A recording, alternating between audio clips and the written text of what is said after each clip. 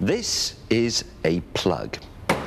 And last year, research revealed that 8 out of 10 modern men are not entirely sure how to wire it up. And this is where man finds himself these days. 10,000 years in the making, 10,000 years of endeavour in science and the arts and the humanities. And within one generation, he's been reduced to a feckless, bedwetting, parmesan-shaving imbecile who revels in his own uselessness. Something has to be done.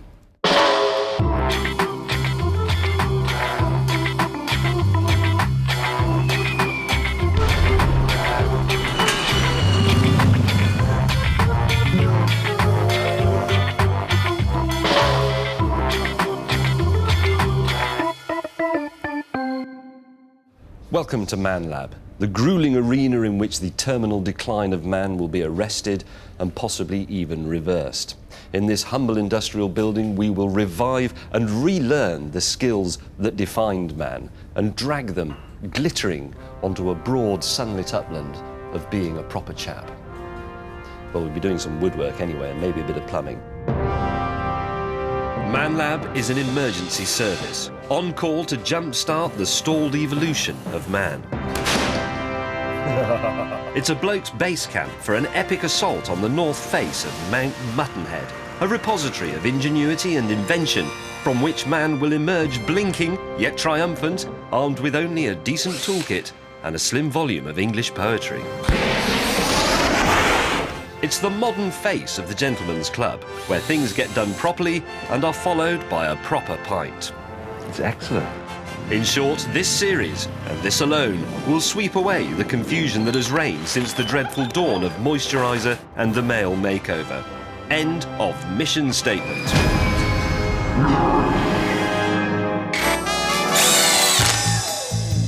But first, and never again, a quick tour of our house. This is our workshop area. This is my friend Sim, who will be helping to redefine the male species, mainly in plywood. I'm afraid he's rather untidy. Over here, we have our cement mixer, but don't let this put you off. We are going to be making some improvements to the Man Lab, noticeably to the lavatory area, but this is not a makeover show in any way whatsoever. We will not be retheming anything in a Mediterranean style with terracotta. Oh no. This cup of tea is now empty, which means it should be a simple matter to simply walk into the kitchen and make another one, except we don't actually have a kitchen, but we have allocated an area for a kitchen here, and we're going to be making ourselves a very, very fashionable island unit, hopefully with a concrete worktop and all the modern facilities so that we can make tea and manwiches at will. And finally, here is our rest and recuperation area. Everything that a chap needs to relax. Some trendy retro sofas, a table, mysterious unmendable motorcycle, shelves, various strange knickknacks, and a kumbaya tambourine. Right, let's get on with something. Something useful and relevant. Now, the British people are very, very good at digging. It's why we're such excellent gardeners, and it's why we're so good at escaping from prisoner of war camps. But what if you were in your garden digging the foundations for your new extension and you came across an unexploded World War II German bomb?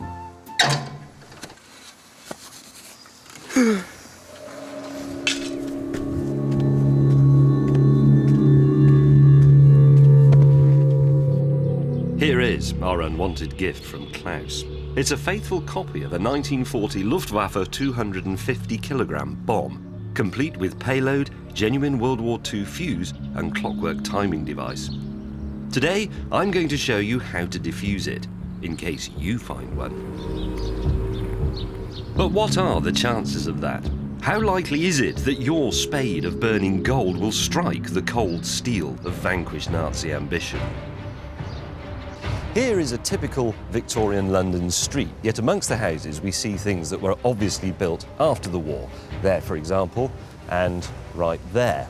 This is where bombs fell. We know this because of records that were kept at the time, and they would have been dropped in what is known as a stick. They fell at regular intervals. Bang, bang. Beyond that, bang, undoubtedly another modern building. But here's the alarming statistic. It's reckoned that 1 in 10 of those bombs didn't go off. An average of 85 dud bombs fell on British civilian targets every day. The first thing to understand is that, unlike the Olympics, bomb disposal is not a mass participation event. Now, I want to make it absolutely clear that I really am alone in the pit with the bomb. All the cameras on which you are watching me that I can address, like this one and this one, they're all completely remote. The film crew are miles away over there. I've got a chest camera as well. Here it is, so you can see what I'm doing. There's a good reason for the film crew to take cover. While our ManLab bomb does not contain 250 kilograms of TNT, it is fitted with a small explosive charge, and it's packed with a hideously inhumane payload. A deadly mixture of Peter Andre's new perfume, Conditional Pour Homme, and cow poo from the Garden of England. Careful, careful. This bomb will go off if I make the slightest error. As a result, I'll need to know exactly what makes it tick. Somewhere on the sides of our Jerry bomb will be a fuse pocket, like this one here. And in that fuse pocket, there will be an elektrischer Aufschaltzunder, or an electrical condenser resistance fuse, exactly like this one. This is the extremely popular Type 17 model. At the base of the fuse is a solid plug of penthrite wax, highly explosive, known as the gain. When the bomb was dropped from the aeroplane, a small burst of electricity was passed to the fuse through the charging head here, and from there it was ready to fire the gain, and with it, of course, the entire bomb. Now that could happen on impact, or it might happen after a delay affected by this internal clockwork mechanism. And this could run for anything between 30 seconds and 74 hours. And if we could just put aside for one moment the notion that this is all a horrible device designed to spread dreadful death and destruction, it has to be acknowledged that this bit of German engineering, as usual, is absolutely exquisite. It's a piece of mechanical poetry, in effect. It's such a shame, really, that it had to be used for something so terrible. I must overcome this clockwork timer, or the bomb will explode and the results will be unthinkably stinky.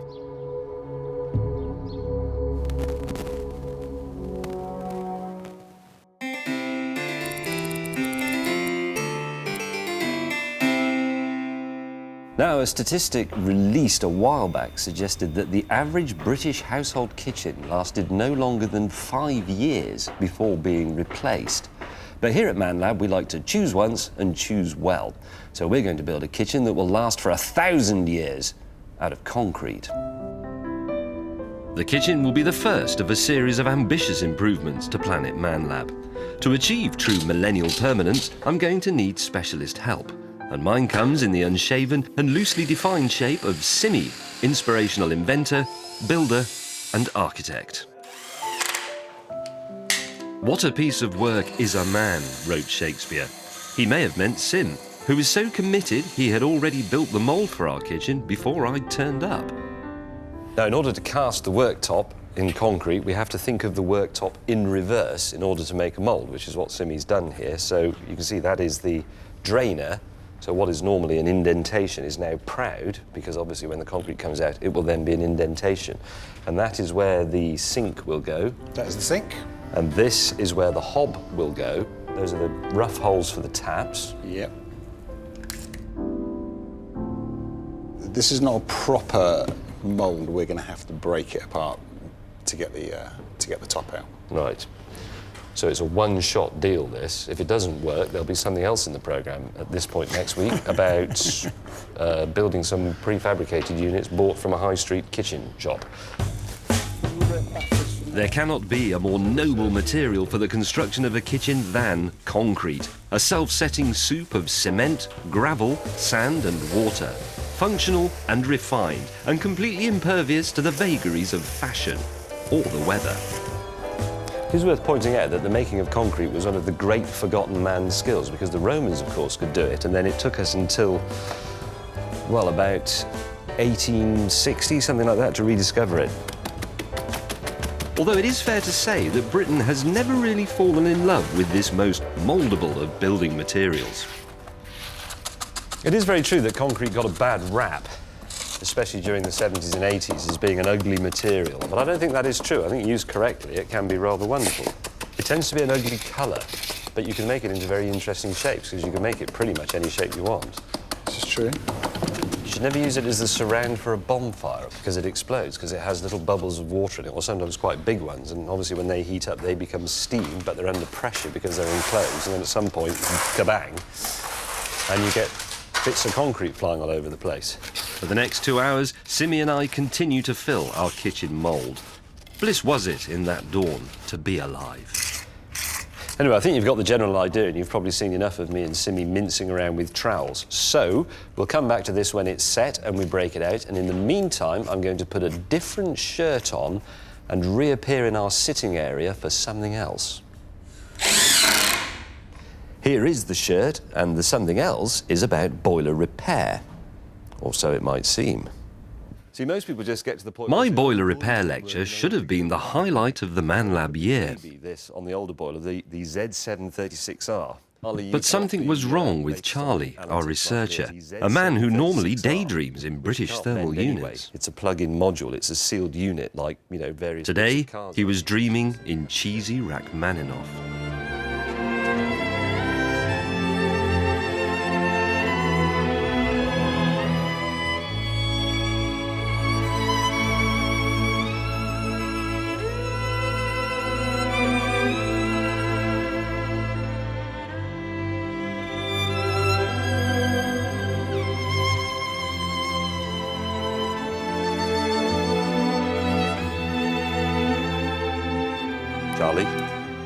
Charlie.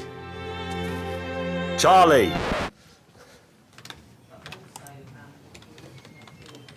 Poor Charlie is lovesick. Thanks. He's limping around uselessly with Cupid's golden arrow lodged firmly in his trousers. So I have no choice but to take him to the local centre for male counselling. Oh, thanks, mate. Right. Tell me all about it. Well, I can't stop thinking about her. She's everything I do at work. I keep getting distracted just by her being there.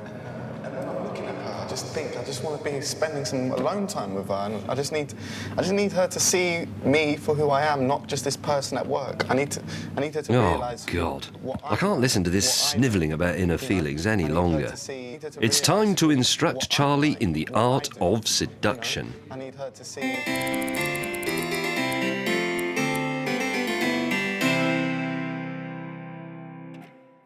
I'm wondering, because I bet no one else is, if Charlie has ever thought of the lost art of the serenade.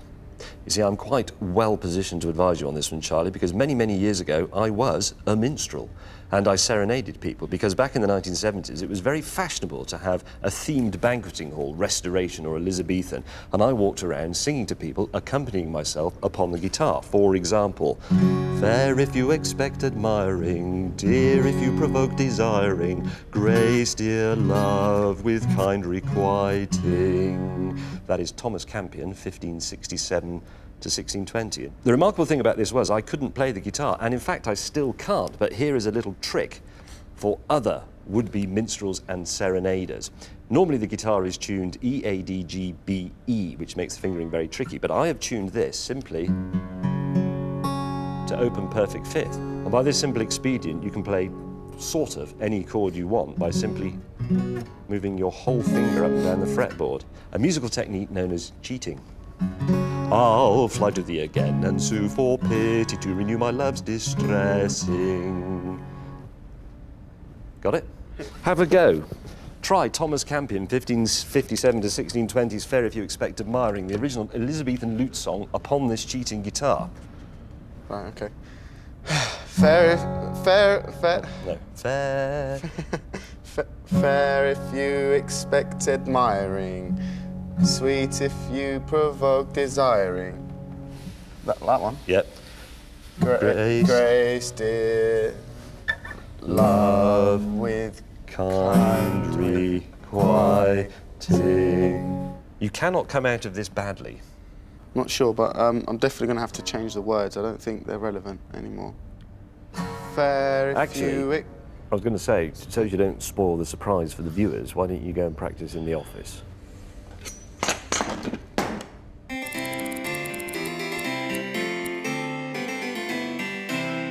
Now, as a chap, I'm sure you own a stout pair of boots.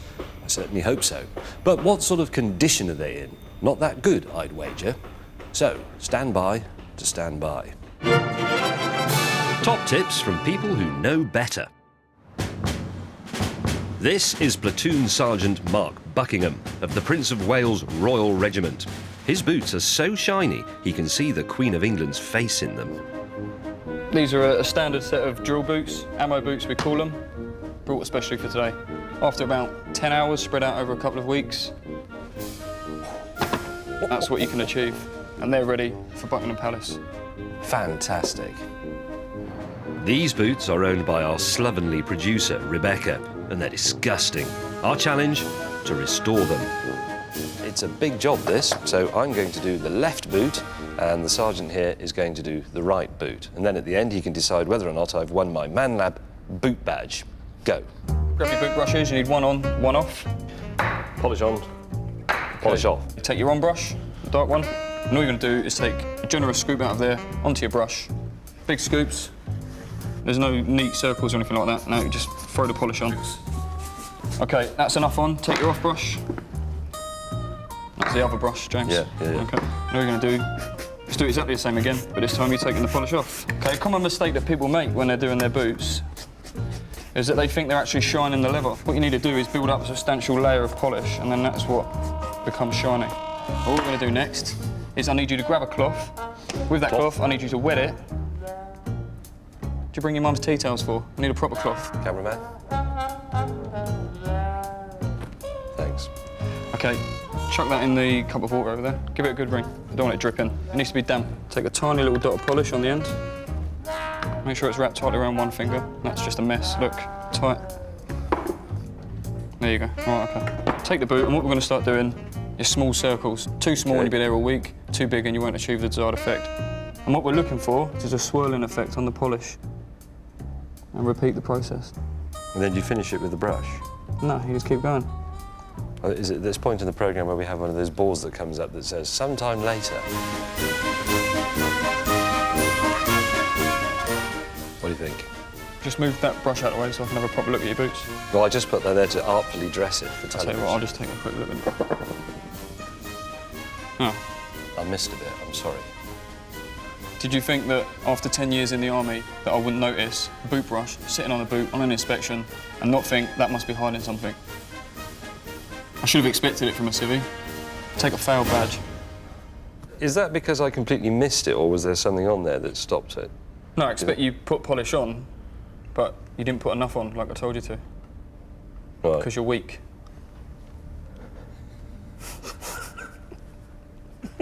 It's the most damning thing anyone's ever said about me.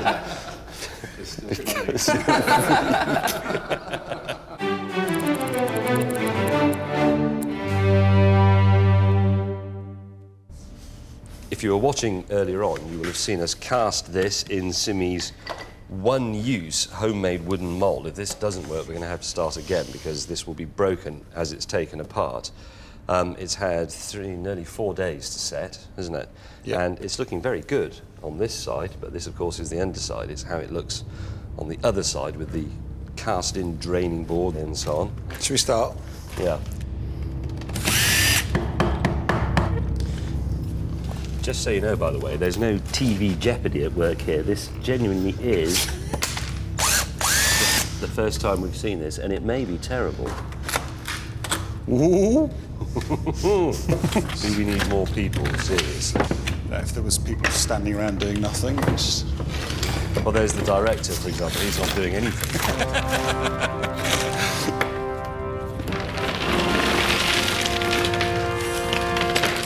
Back to the end of the bench.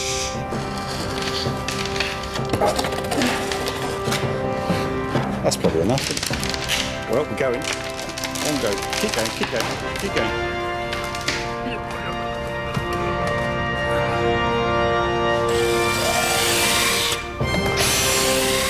Ready? Go.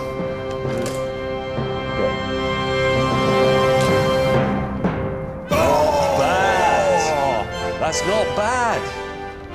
That's brilliant. That is No, come on, that's great. That is actually quite good. That's very cool. Right, I'm going right and down. Punch fingers. With our culinary colossus in place, it remains only to drizzle it lightly with fixtures. It is, I believe, very cool, the cast concrete worktop, and I think it will catch on because it's industrial, it's rustic, which people like, and it is entirely functional. It is not in any way decorative or artistic. There is but one task left, failure to complete which will leave us back where we were at the start of this programme.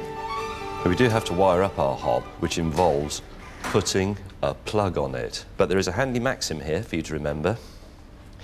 Brown is live, blue is not, green and yellow, earth the lot. It's actually completely useless because you can get it wrong and say blue is live. Hang on, have I got it wrong? No. With brown, blue, green and yellow correctly routed, we're ready for the red glow of progress. Right, shall we give this a whirl? Yes. Wait for it. Look at that. It's like a sun rising. Hang on a minute, who bought this? Oh.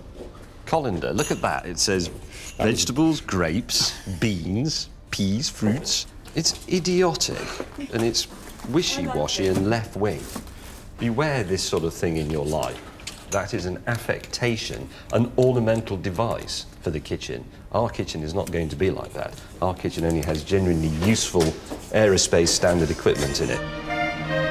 There is no place in our kitchen island unit for the vapid or the vacuous or the couscous. But there is something missing, and here's a small clue. This is a truly unique kitchen. Not only is it home cast out of attractive concrete, it also incorporates the controller for a train set. Exactly why that is will become clear later in the programme, but you can be fairly confident that it's got something to do with the train set. Meanwhile, though, out in the garden, there's still a big bomb in a hole.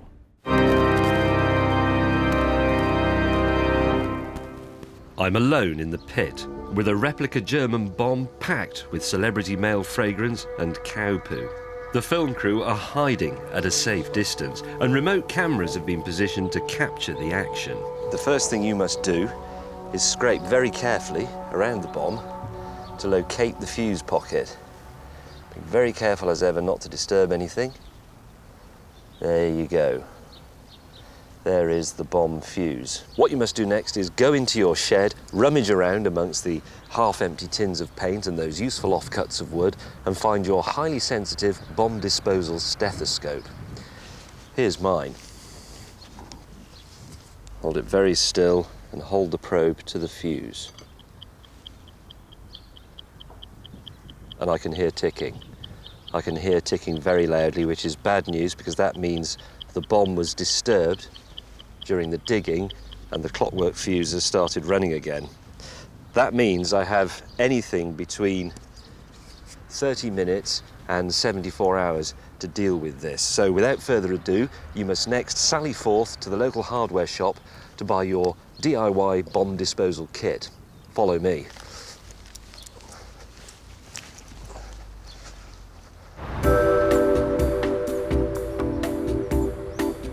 Luckily, every self-respecting hardware shop should stock everything you need to defuse a common or, in our case, garden bomb hazard. Okay. Morning, sir. Sorry about the wait. Can I help? That's right, there's a pot of salt, Yep.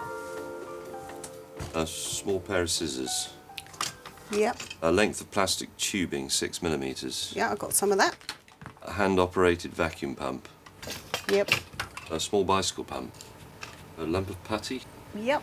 a hand drill, a 4mm drill bit, high-speed steel. Titanium tip, sir. Lovely. Now, the last thing I need is I need a small needle self-tapping at one end in order to go into a 4mm drilled hole, but I need the opposite end to be ribbed to accept the 6mm tubing. So just have a look upstairs. Okay. Was it for bomb disposal? Yeah, it is. It's type 17, sort of 1940. OK, I won't be a moment. It's quite urgent.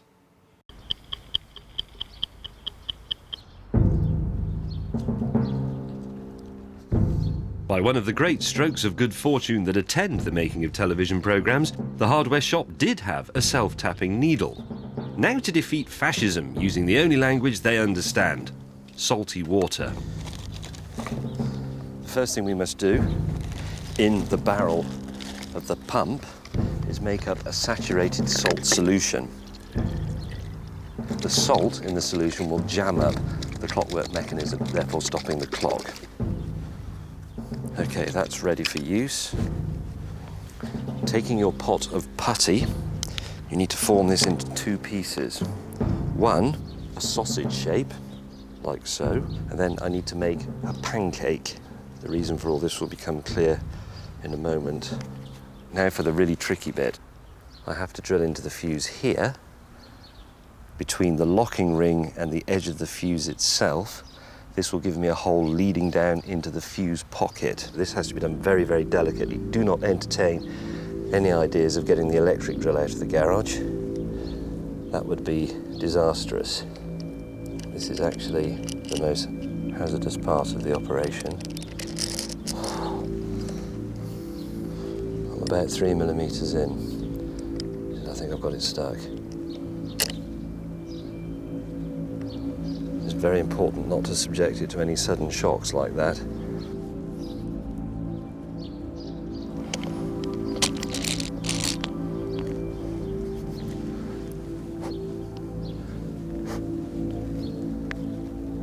That's it.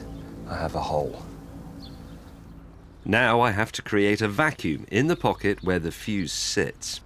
Now the most important piece of kit, the self-tapping needle. Now this must very carefully be screwed into this hole. I form the shaped putty into an airtight seal around the fuse. I could murder a cup of army tea. The film crew realise this and send me a completely empty gesture of support. Thank you. Anyway, we take the hand vacuum pump. This now goes over the end of that. Right, I'm looking to create a vacuum of around 25 inches of mercury inside the fuse pocket. I'm nearly there already, and as soon as that happens, I flip the valve, introduce the salt solution into the fuse pocket. Here we go, invert and move valve. That's looking good. Now we cut this off. Normally you'd pull it off. There isn't time for that, and it also might introduce a shock. Put that to one side. Take my children's bicycle pump, insert it in the free end of the tube, give it a couple of strokes to pressurise it, and there it is. I can see a tiny bit starting to leak out there. The thing is full of salt solution, which means I will gum up the meticulous clockwork of the Third Reich. If I've done this correctly, a mass of stalwart British salt crystals will form inside the fuse, encrusting the clockwork mechanism and seizing it up. Right, now there's nothing for it but to wait 45 minutes for all that to work.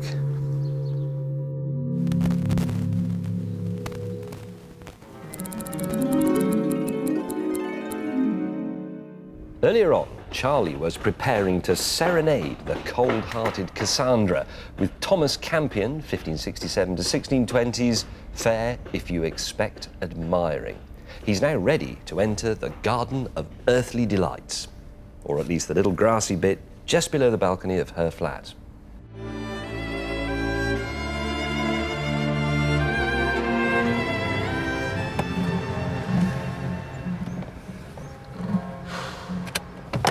Right.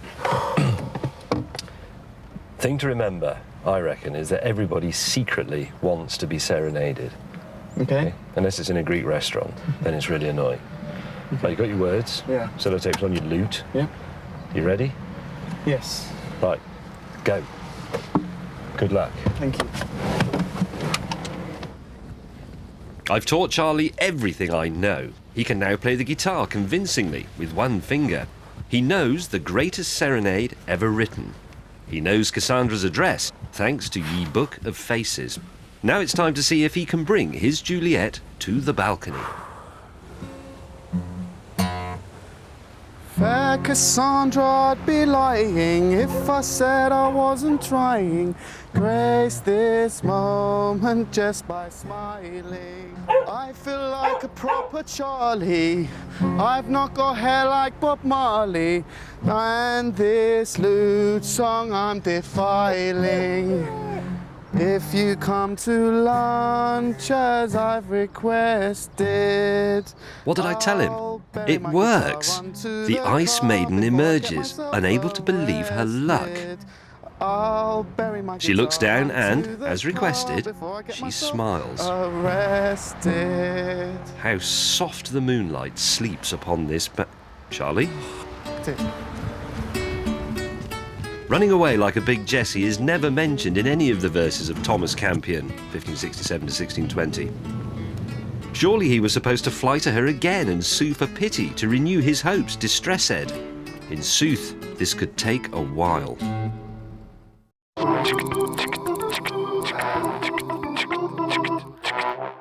Our forefathers were the sort of chaps who could turn their hands to pretty much anything. I wouldn't dream of calling it a professional except as a last resort. But what about today?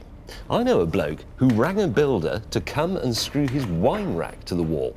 Are modern men really that useless? To find out, we're going to test a member of the most cosseted fraternity in Britain today, the male celebrity. Award-winning comedian Alexander Armstrong claims he has a secret practical skill that any man would be proud to possess. Since he was a lad, Alexander has been obsessed with the underground sport of flat-pack furniture assembly against the clock. Right, okay. Today, he will try to beat his personal best, set at the 1998 Stockholm Championships for Malm, voted the most complex chest of drawers in the world.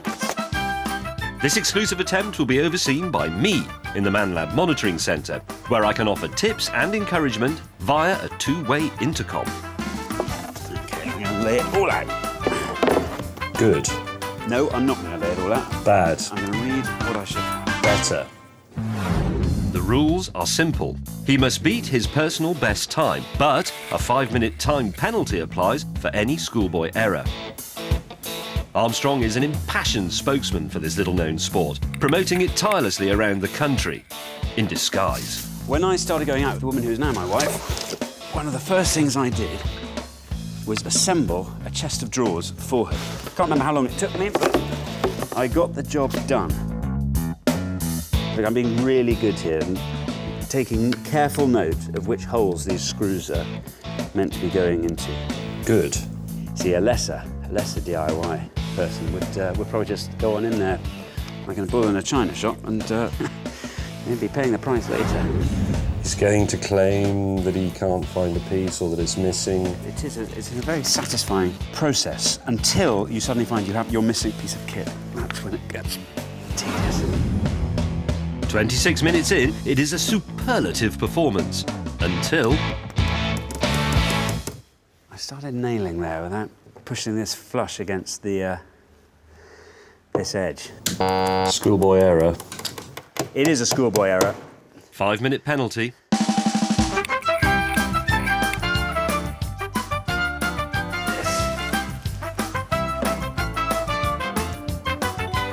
But just as the build is back on track, up rears that old enemy of flat-pack excellence, complacency. I'm going out sort of giddy sense that it's all coming together. Quite a lot of horses fall on the home straight. Yeah, thanks. I'll bear that in mind. Have you put that last one in the right way round? It looks from here like you've got brown inside. James, you're a lifesaver. That would have been a disaster. Still a schoolboy error, though, sorry. Oh, I see that counts against me. Right, yes, good. When you first pick up a bit of kit and it seems completely the wrong way around, then you notice that, of course, there are two sides to a chest of drawers. The components are, to use the technical jargon, handed. They're handed, exactly. That's... You see? God, I don't know words like that. Good. Find the instruction. Good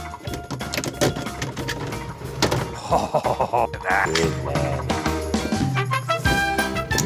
Oh, there we go. Oh, he's done it. There we are. Send in the butler. Hey, look at that. Job done. Thank you. I'll go and sew that onto my swimming trunks. That is a stupendous time and shaves fully 5 seconds off his previous best chest of drawers performance, making him a worthy recipient of our Pro Celebrity Man Task badge and a great ambassador for the sport. Wow. That was fun.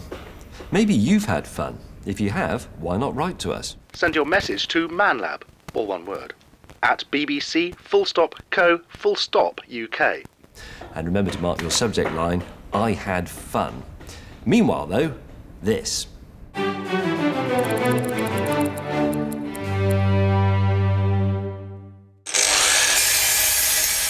Now, if you were paying attention earlier, you may recall that we were threatening to do something with a train set.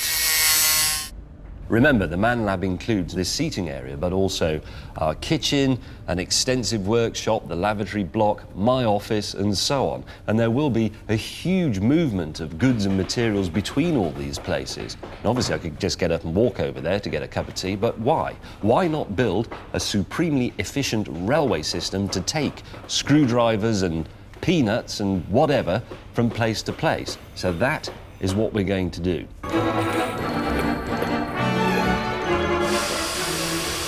Now the railway will go in this direction. It's going to sweep round to run alongside the wall, all the way down here. Ignore the pieces of junk. This is stuff that we've inherited with our Man Lab. As with the real railway, we have to deal with the world the way it is. We'll negotiate these obstacles around here, past the cement mixer, and then it's going to go through tunnels we're going to make in the wall into the lavatory area. Next, the train will emerge from this tunnel that we will build over here from the lavatory block into the office running behind my desk. These are the bits of the railway on here. This is what I'm going to use to make it. Our train now steams out of the office through this complex series of curves, a genuine domestic integrated transport solution, laden with consumables to sustain man and engineering materials to further his lot.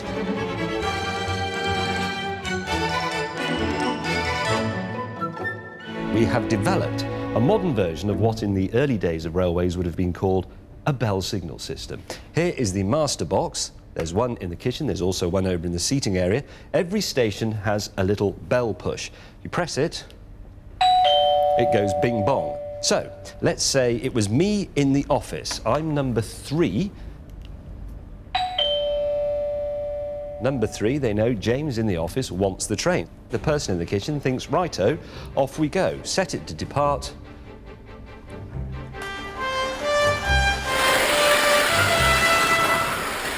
And there goes the train to me in my office.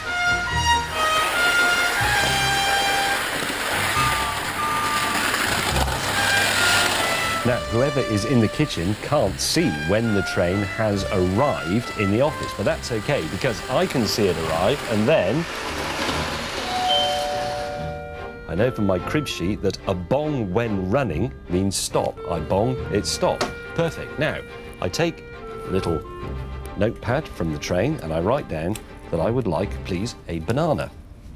So I'll just simply write banana and pop it back in there. Now we can see from the instructions that if I gave one bong, the train would continue in the direction it was already going in. But I don't want to do that. I want to send it backwards. The signal for that is 2 bongs. The person at the other end has to listen carefully, see how many bongs there are. So I go.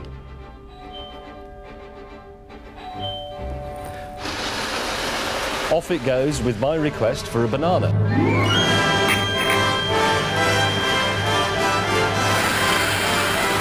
Here comes the train. It's going to hove into view any second. I'm ready to stop it. Bong when running, stop. Bit of an abrupt stop, but never mind. There is my banana. I haven't had to walk anywhere.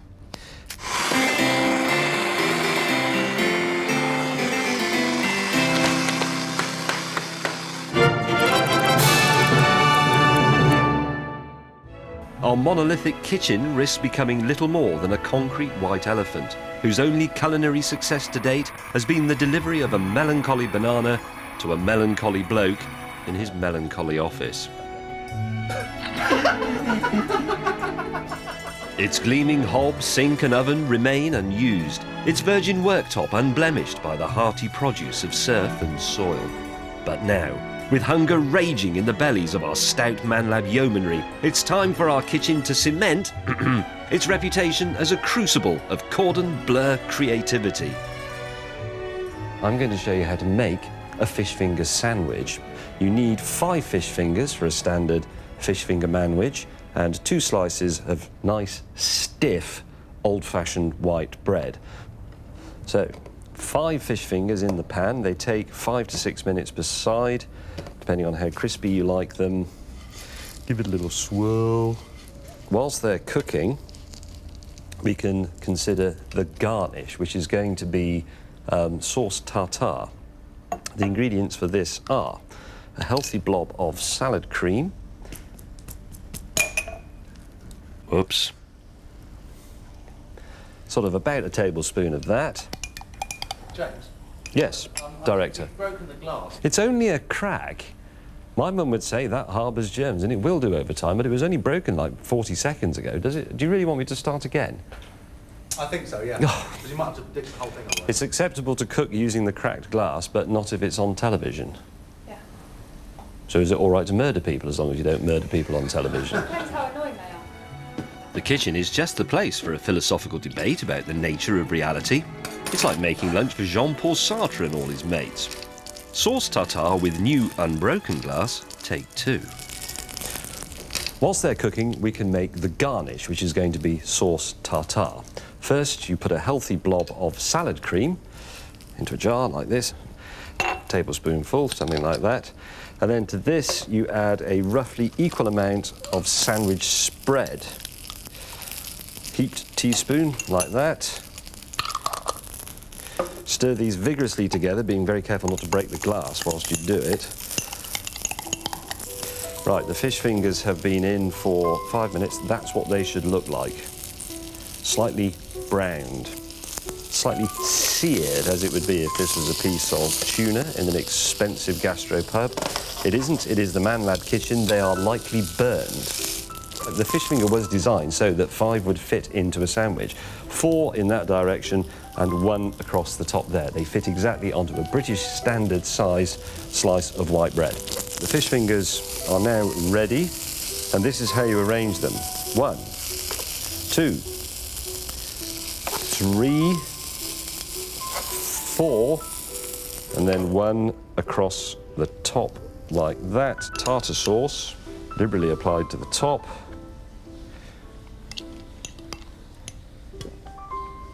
Put the top piece of bread on. Now remember, 4 fish fingers are going that way, 1 is going that way. Which way do you cut it? I think the answer is that way. You get precisely 2.5 fish fingers in each half of the sandwich. It isn't quite the feeding of the 5,000, but as the old saying goes, teach me to fish and I will eat for a lifetime. Give me a fish in the form of fingers and I will eat for a lunchtime or something. It's a little hot. I've just cooked it, you imbecile. Nice. God, I'm exhausted. Let's do something else.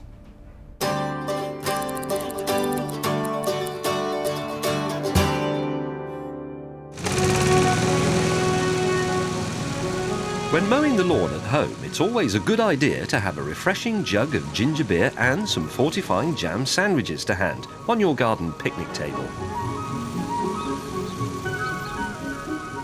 That's fine if you have a normal-sized garden, but what if you have a lawn of 40 acres, like we do at Manlab?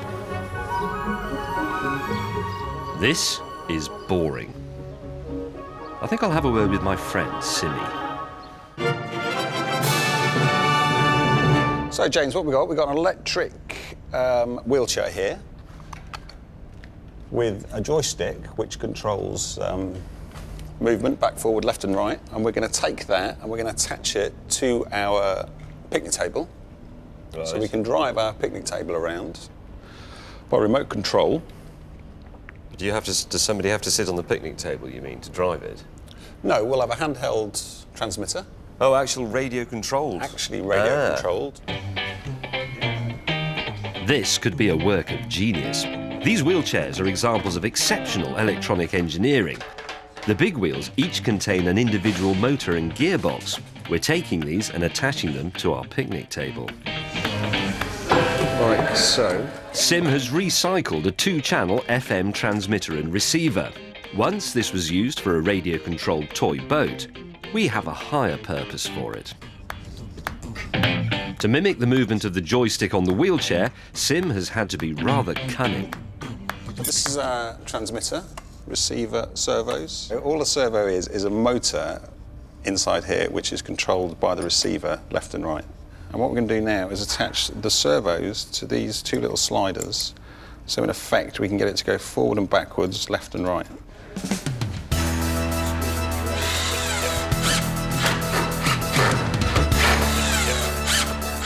This is now all hooked up. This is our original joystick. We now have left and right, and forward and reverse. This groundbreaking technology could be applied to mundane static objects across the globe. Beds, sofas, and even bar stools could be liberated to run free like the wind. The moment of truth.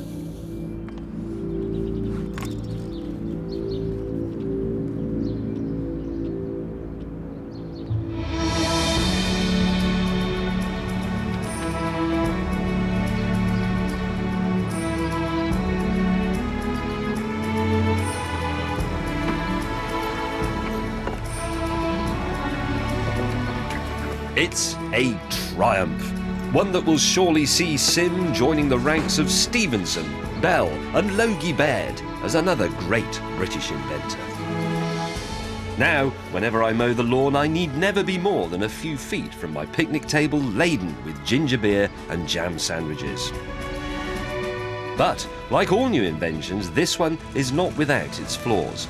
I can make the table follow me, but that still means I have to walk when I mow. Time to add my own stamp to Sim's masterful invention.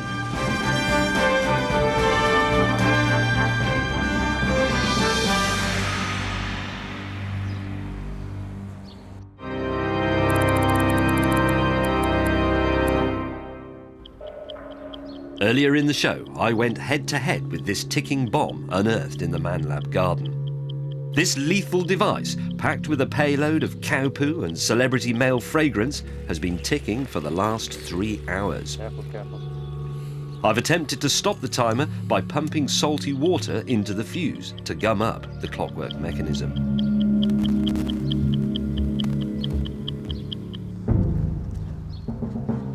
Now, as I return to the pit, I have no idea if the process has been successful. Here's a very sobering thought. I've read this process in an old book from the 1940s put together by bomb disposal experts who originally learnt this sequence of operations by trial and error, and getting it right probably cost several lives. Several people became what they call the pink mist. So those people were unspeakably brave to do this. I mean, it's quite frightening knowing that it's just full of perfume and poo, but if it was a real 500 kilogram high explosive bomb, this would be it's unthinkable. Right, this is the moment of truth.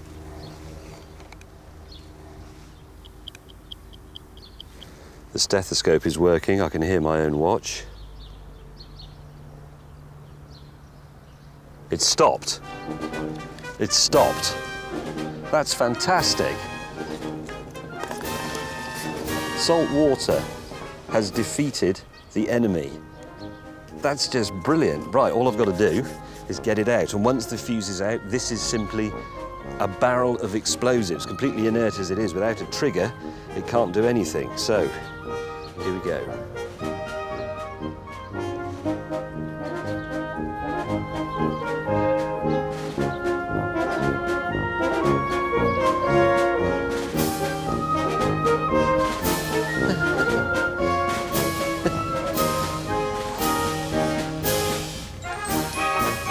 All clear, everyone.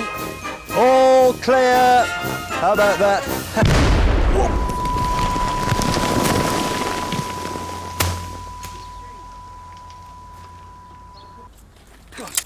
Go, go, go, go.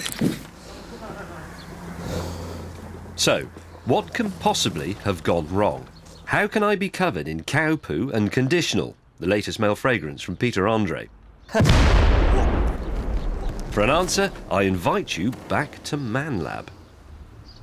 Now, I do wish to boast that I did successfully disable the clockwork mechanism. You can see here, look, that there's plenty of salt in there, gumming up the clockwork so that the charge can't be used to fire the fuse. But what I didn't know, you see, was that the bomb also included the very fiendish Zeus 40 booby trap fuse. And it's designed to be triggered when you remove the original fuse. That little spring is released and sets the whole bomb off.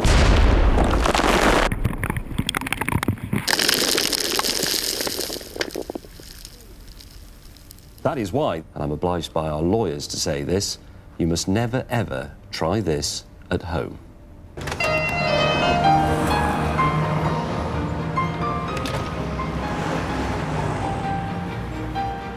Imagine that you went to your local pub for a pint, only to find it shut. Not just closed for the day, but closed for good. Pubs in Britain are calling time for the last time at the rate of about 40 a day. Now, we could ignore this inconvenient truth, but that would be just a little bit like appeasement, and that would mean that one day we'd find ourselves alone and with no local. We need to be prepared. We need... Yes, madam? Excuse me, but you didn't hear me. No, I couldn't, sorry, it was the noise of the traffic. Our own pub. Fortunately, we have space for one here in the ManLab, just south of the kitchen and west-northwest of the recreational area. What we will produce here is the beer-drinking equivalent of the Cold War bunker, a sort of post-nuclear bolt hole where we can pull pints in safety while the rest of the world is consumed by apocalyptically bad supermarket own-brand lager. My vision is something not too fuddy-duddy, no faux Victoriana nonsense. The ManLab bar shall be born of shimmering stainless steel, bedecked with designer flock wallpaper. A groovy chap's grotto in which the bell never tolls. Seamless. It shall stand out as a welcoming beacon in the gathering publess gloom, a bastion for Britain's beleaguered and beerless. But even here, a pint has to be earned. To work. That noise you can hear is not the drill slipping in the end of the screw. It's because this one incorporates a small hammer action to drive the screw home. And some carpenters and cabinet makers will tell you that you should hammer certain types of screw in and not screw them in. The screw head, they will tell you, is for taking it out. However, blinded by beer goggles, we commit a dimensional faux pas. I blame ManLab master builder, Simi. No, actually, Simi, this is actually, technically, about 3 mil too big here. You're saying somebody cut it wrong? Yeah, that needs to be taken down a bit, doesn't it? It's correct down there. Good, man. But down here, about 3 mil too big here. Needs to be there. Luckily, Tony has a router, a sort of power chisel, the perfect tool for ruining things more quickly. Fantastic.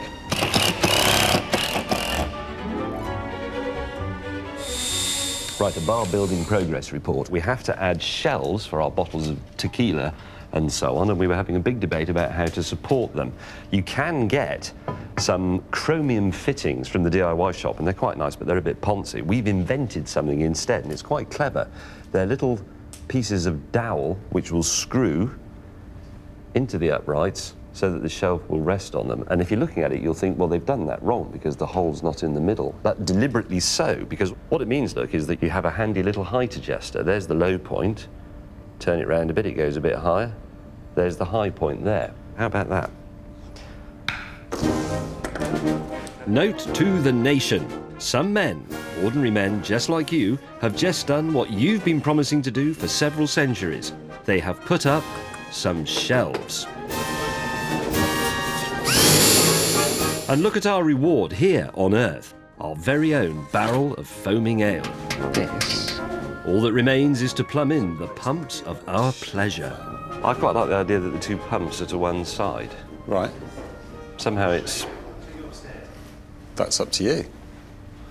What do we think, cameraman? I would put them bang in the middle, but... Two to the side. Agreed. Which side? I think that side, because we've already put the barrel down there. I think that side, because there's more light down there. Light? What's that got to do with it? We're going to turn the lights off. Yeah, it's going to be dark. It's going to be moody. Did none of you understand the basic principles of photography? Yeah, but nobody goes to the pub and says, "I'll have a pint, I hope it's well lit." So, that's the pump problem settled by the firm hand of leadership on the tiller of HMS Manlab. More delirious bar-build action later in the show.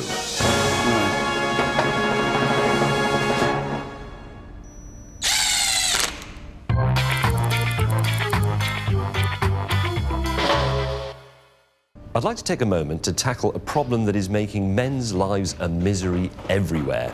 I refer to the tie-it-yourself bow tie. Now here is what you do.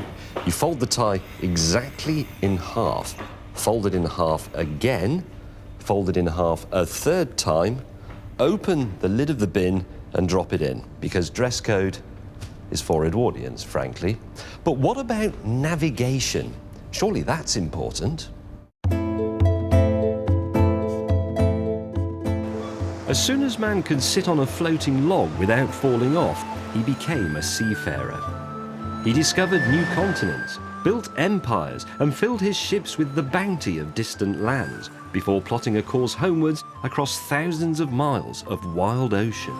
Not so long ago, that would have been very tricky, but these days, of course, it's easy because we have sat-nav. In fact, my telephone will tell me where I am, anywhere on the Earth, to within a few yards. Plays tunes as well, and it takes pictures. It's amazing. But look what SatNav has done to this descendant of Sir Francis Drake. It has turned him into a compliant navigational yes man. At the end of the road, turn left, then take the second right. A passive, moon-faced dimwit of directional infidelity, with no real idea of how he got anywhere or where anywhere is. You have reached your destination.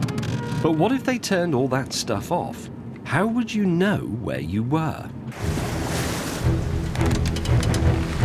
My mission? To navigate the high seas, the English Channel anyway, in this antique sailing boat, without help from a digital dame of directional correction in a black plastic box. Instead, I'll be relying on only the charts and instruments of the ancient mariner. Leaving Deal at dusk, I'll traverse the treacherous Goodwin Sands, cross the perilous shipping lanes under cover of darkness, then turn south to collect a man from the beach at Sangat. La Belle France. This man is known to me only by his code name, wine connoisseur Oz Clark. He has some contraband for me. Chardonnay is one of the rarest wines in France. I'm having that. If I can locate him successfully, all this will be mine. Now, proper navigation is more than just mincing about with dividers. Before sat-nav, and certainly before the invention of things like radio, navigation was a baffling science that was refined over hundreds and hundreds of years of hard head-banging. And much valuable work was done here at the Royal Observatory, Greenwich. In fact, I'm standing on the meridian of Greenwich. It's a sort of datum line for establishing longitude around the world. But even this little problem took centuries to sort out. Knowing how far east or west a ship was defeated the scientific capabilities of early mariners. The Royal Navy became so desperate to crack the problem that it even considered a bizarre and complex theory suggested by an anonymous 17th century alchemist. And if it was good enough for the Navy, it's good enough for ManLab. The gist of it is this. You needed a dog. I have one here. This is Dodger. And you also needed something called the powder of sympathy. The powder of sympathy was a mysterious concoction with mystical powers, or so its inventor claimed. A weapon dipped into it would transmit the memory of a hurt it had caused to the wounded party anywhere in the world. The idea was this: you wounded the dog with something like the point of a knife, and then whenever you dipped that same knife in the powder of sympathy here in Greenwich, the dog would bark because it would remember the trauma wherever it was in the world. So it was a very simple way of communicating with a ship at sea. If the knife was dipped into the powder in Greenwich at noon, the ship's dog would alert the crew to the precise time back in London. By comparing this with the time of day on board ship, its position east or west of London could be worked out. It's brilliant. But does it work? Now, we're not going to wound Dodger in any way, but we are going to traumatise him quite badly in a more sort of humane and modern way. Sit.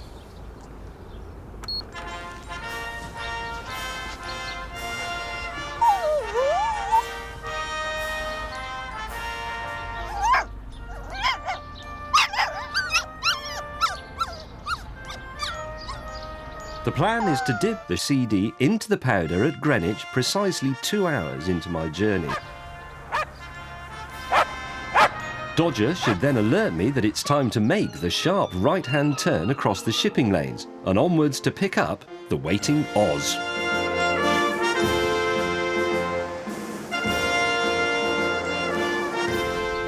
Just in case the powder of sympathy turns out not to be a reliable way of navigating the channel, I will be taking along some basic charts and instruments just as a backup. First of all, we have to navigate the Goodwin Sands. They're very treacherous, and we have to avoid their shipwrecks, of which there are absolutely hundreds. We also have to consider things like the tides and the wind. So let's say the tide is coming this way, and let's say it's moving at 5 knots. A knot is a nautical mile an hour, so after 1 hour of sailing, the boat will have moved 5 nautical miles in this direction, so I have to steer slightly north to compensate for that. And then the winds in the channel, which are powering my sailing boat, tend to be in this sort of direction, so I will have to allow for those because they will tend to move the boat that way at the same time. So I've got 3 different things to try and resolve here into what we call a heading, so that we end up going in the direction we expected. Otherwise, if we're off, we'll hit the sands, we'll hit a shipwreck, we'll hit a supertanker, or whatever. Remarkably, the chart and the musically harassed dog are only the start of my navigational toolbox. The ancient mariners had some very sophisticated navigational aids available to them, such as this piece of wood. It's called a cross staff, and basically you put it up to your eyeball on the pitching rolling deck of your ship, and then you slide this piece until the bottom's on the horizon and the top is, say, next to the sun, and then from here you can read off the angle between them. That gives you your latitude. It's brilliant. That's how they found America, actually, even though they didn't know it was there. Right, I'm ready, with every navigational aid known to pre-sat-nav man. A chart and a traumatised dog. Let's go and rescue the bald one from the beach in La Belle, France. Permission to put dog aboard, skipper.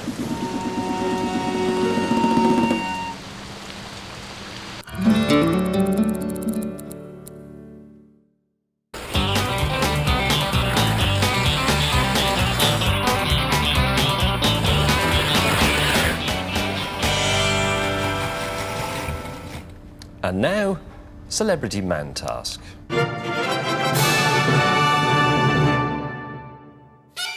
Last week, in ManLab's campaign to highlight the hidden talents of our best-loved public figures, comedian Alexander Armstrong smashed his personal record for competitive flat-pack furniture assembly. This week, it's the turn of veteran newsman, the twinkle-toed John Sargent, to reveal his all-consuming passion. Today, he will reacquaint himself with his hidden hobby for the first time since 1968 and change the wheel on a car. Right, time I started. That's the special signal. He must beat a record he set in 1964 on the A3 near Guildford. 42 minutes and 46 seconds to change the offside front on a Triumph Mayflower. Who left all this? Where is the spare tyre? That's not mine. This exclusive attempt will be overseen by me in the ManLab Monitoring Centre, where I can offer tips and encouragement via a two-way intercom. The rules are simple. Any schoolboy error carries a 5-minute penalty. Very nice little tyre there. Amazingly, it looks as if it might fit. John, I should point out that that is a space-saving, get-you-home spare wheel. Oh, right. This is not very encouraging. No, we can't do it because this doesn't fit on. John, are you familiar with locking wheel nuts? No, I'm not. We never had these on cars. Try the glove box. Try the glove box. Wheel locking kit, that looks good. I'm going to have to make that a schoolboy error.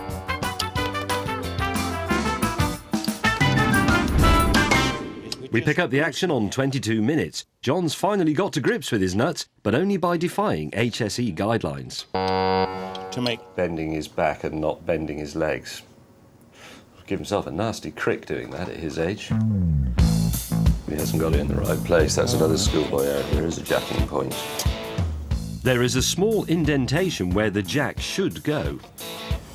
I'm afraid I'm going to have to award you a schoolboy error for that, Mr. Sergeant. Why is that? Incorrect jacking point. Incorrect jacking point? Yeah, you would have lifted perfectly well on this. No, I disagree with that. No, it's a good idea, but I don't think I can accept that. I wasn't giving him the opportunity to accept it. The main thing about jacks is to lift the car up. It would have gone up, it wouldn't have hurt the car. The fact they've got a little dent in it doesn't make it safer, doesn't make it more sensible, so I'm rejecting the whole of that marking system is completely wrong and unfair. Okay? Now then. As the half hour comes up, the McEnroe of motor mechanics finds his form, jacking up and removing the offending wheel in a single balletic, sylph-like movement. And he's done it. Sergeant can sense again the thrill of a youth spent on his knees in laybys. So I do know now I've got to tighten this up quite hard as I'm going round. I'm going to have to award you a schoolboy error for going around the wheel and not working across, which is technically more correct. Sorry. He may laugh, but that is the only way of ensuring that the wheel is correctly seated on the hub. Well, there you are, you see, but if I'd remembered that, you'd have thought I'd been cheating. Despite the racing clock, Sergeant's classic and masterful approach is edging him ever closer to smashing his personal best. But then, busy reflecting on his victory, he gets sloppy. Right, here we go. I'm sorry, John, I'm going to have to insist that you repack the boot before we can award you your badge. Oh, no. All right. The wheel now won't fit in there because it's a different thing. So I'm going to have to put the wheel instead of the passenger, all right? In the boot? What on earth is he doing? Right. OK, let's get rid of the tyre. Will we be able to close the boot properly? But, yes, we closed it.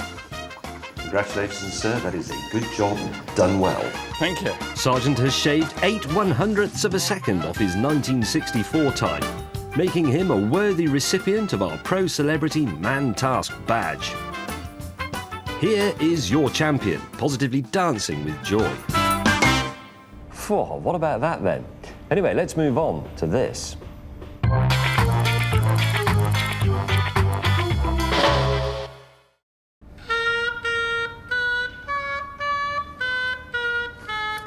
This is Ode to Joy, the theme from the final movement of Beethoven's Ninth Symphony, played for you today by Charlie Hyland, who took Grade 1 oboe in 1995, but then put the instrument back in its case and completely forgot about it. And here is a very depressing statistic. Every year in Britain, around 73,000 people take Grade 1 on a musical instrument, but about 20,000 of those people take it no further. Where are they now? You see, I've always believed that a chap should be able to hold down a decent tune. So what we did was we put out an appeal to lapsed grade oneers with a view to forming our own ManLab band. I was so confident of this idea that I went ahead and booked a venue for the grade oneers' public debut. Here it is, St. Martin in the Fields, one of the country's leading classical music venues. They've invited us to open one of their evening recitals in 2 weeks' time.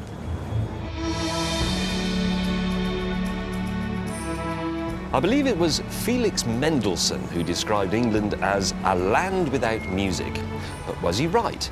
Let's find out. We have had the first bunch of respondents to our appeal. They are here in our hired studio for some auditions. Let's see how much latent talent there is in our land without music. Here's the door. Everyone who has turned up today has been able to locate his instrument, or at least owns a music stand.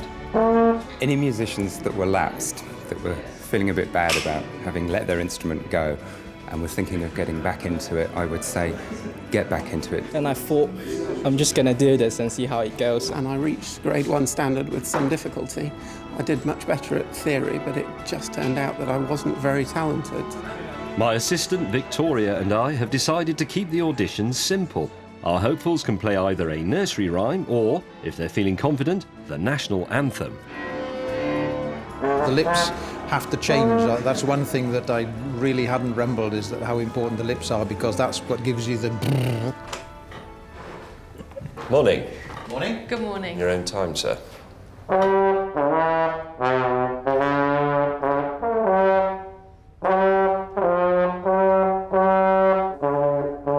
Perfect.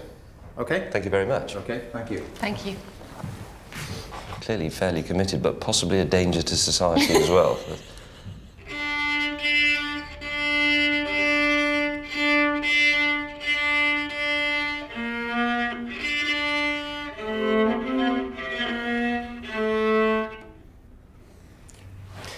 I have to be honest, you did lose me a bit slightly on the second line, and it began to sound quite medieval. Things aren't going too well. What's worse, I think I've become the only person in Britain to have sympathy for Simon Cowell. This is hopeless, I'm going to hang myself. Morning. Morning. And you are? Donal. You're Donal, and you're trumpeter, obviously. Excellent. And what are you going to play for us? Well, I'm going to play Three Blind Mice, but I have actually... I mean, I can't really read music. Right. Well, you know how the tune goes, Yeah. presumably. OK, well, give it a bash in your own time.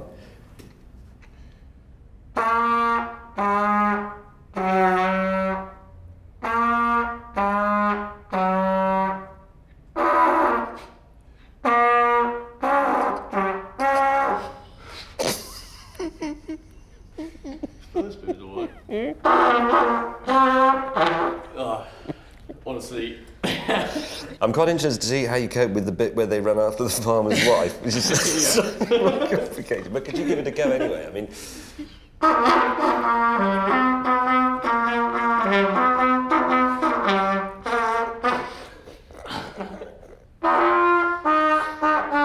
Thank you, that's marvellous.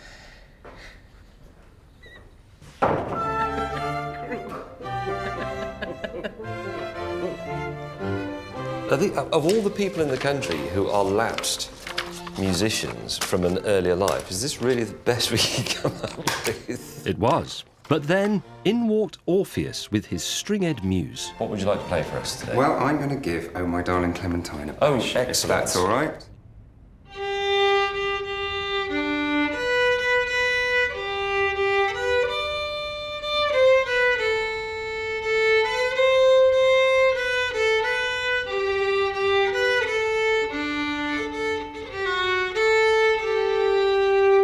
Do you know what? All things are relative, but that was beautiful. Thank you, you're in.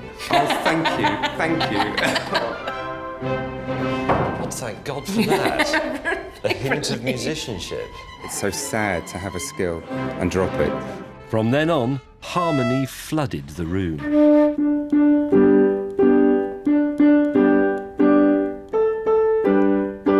To be honest, you're one of the first people to come through the door to play a tune that we recognise, so congratulations.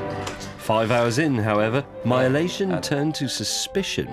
Things started to go a little bit too well.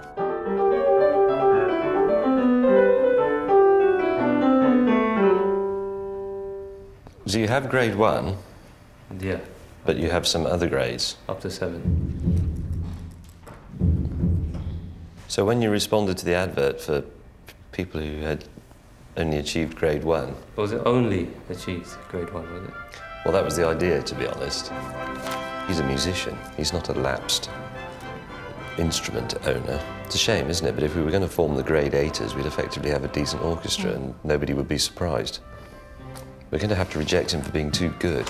Having dismissed the hopelessly talented interloper, we continued our quest for unrealised potential.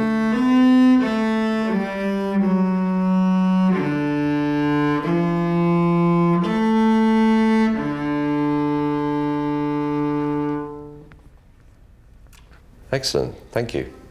Thank you. Thank you. He has actually got grade 1 and he's quite good. I think we'll have him. Anybody disagree? I found it strangely moving, that.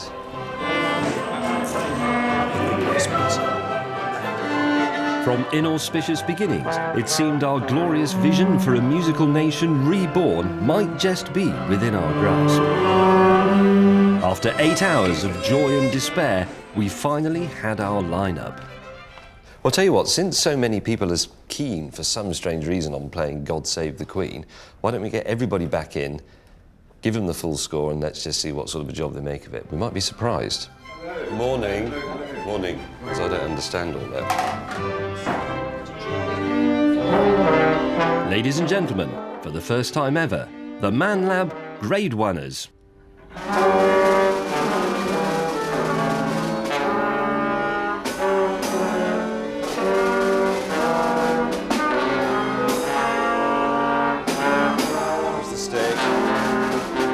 Suddenly, this whole grade 1 idea sounded, quite literally, like a very bad one. That night, I dreamt that St. Martin in the Fields had fallen down. But when I checked the next day, sadly, it hadn't. Given that our debut is in 2 weeks' time, what I say next is purely for morale. That was excellent.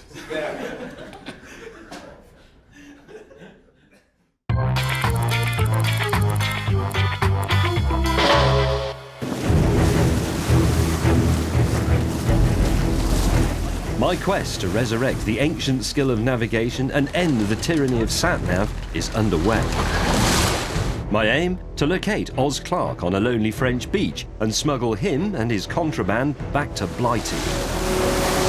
I've studied the stars and the tides, and I've got my charts and instruments. I've even brought along Dodger the dog, programmed to bark when it's time to change course. Right, here's the plan. We've set off at dusk. We go through the Goodwin Sands while it's still light, because we need to be able to see for that.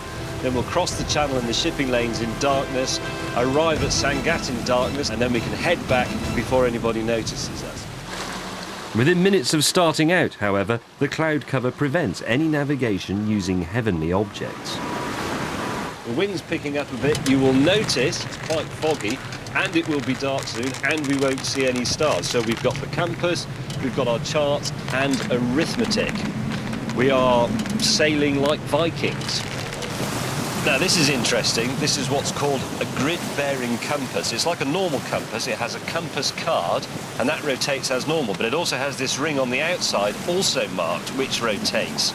So if you put the heading you want, let's say it's 270 west at the top there, then when north and south on the card line up between these two things, which are called lover lines, you know you're heading 270. Brilliant, you get those in some aeroplanes as well.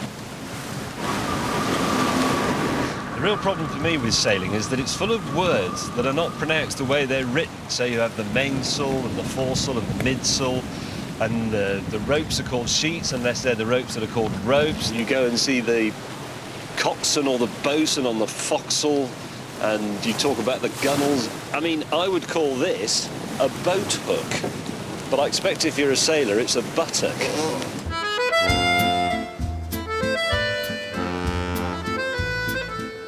Well, I've made the rendezvous, got the contraband. In this kind of weather, surely James can't miss France. What Oz forgets is that the UK has not signed up to the single European weather. So on my side of the channel, there's a serious depression. Right, here are the facts. This wind is almost up to force 6, forecast to rise to force 9. Bear in mind that we're only trying to cross the channel. Imagine what it would have been like for mariners back in the days when they crossed a whole ocean to America. That's why a lot of them drowned. Cheers, old boy.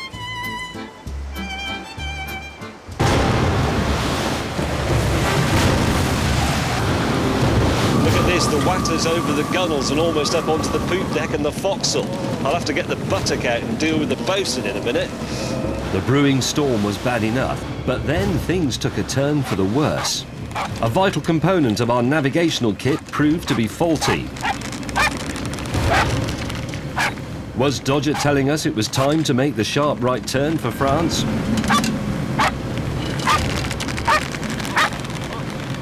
Or was he just barking, like a dog? With no way of telling, it was clear that the ancient alchemist theory was complete rollocks. With the Force 9 gale upon us, the whole mission lay in peril. Our last remaining hope was with taking readings from the magnetic compass to plot our route on the chart. Right, there's our course. And if we use the plotter, roughly I can see, lining it up, that is somewhere in the region of 133 degrees true, which we have to convert to magnetic because of a thing called magnetic variation. True north is not in the same place as magnetic north, but the chart is drawn to true north because otherwise the marking out of the map and the globe doesn't make any sense. I'm sorry, guys, we're going to have to call this off because this is getting more and more beyond our limits to be sailing. It's starting to blow more and more. Seriously, this is going to build and build now, and we're not going to be getting across the channel tonight. I'm sorry, but that's the way it is. You can't go, you can't go. What about the brandy? Well, I'll buy a pint.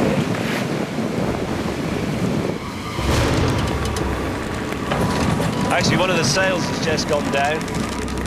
This is a piece about navigation. It's not about trying to be heroic or drowning for your amusement. The skipper is the skipper. He's in command. He says no, so we can't do it. I'm very sorry.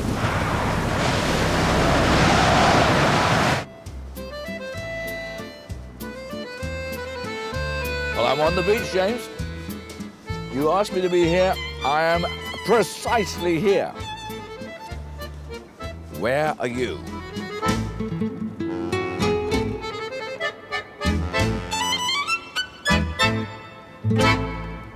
The thing is, there are a lot of people out there I know who think that TV isn't very honest. It's all fakery and false jeopardy. And indeed, you might get that sort of thing on certain survival programs, but you don't get it here in ManLab. We couldn't go, so we didn't go. That is exactly what happened. Anyway, we'll have another go next week. But in the meantime, this.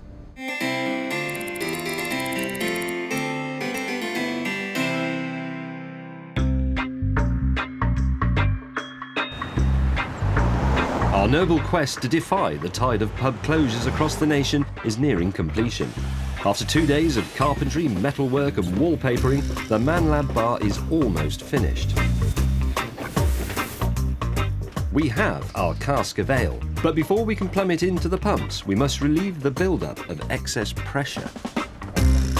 Someone has to drive a wooden peg, called the spile, into the membrane in the top of the barrel. I volunteer.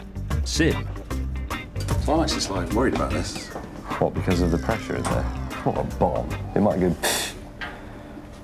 The only reason I'm standing out here, viewers, is because there isn't room for both of us behind the bar. It's not because I'm scared of the barrel exploding. Not at all. Come on, Simmy. All right. You've got to belt the little peg into the ale of oldie England. All right, here we go.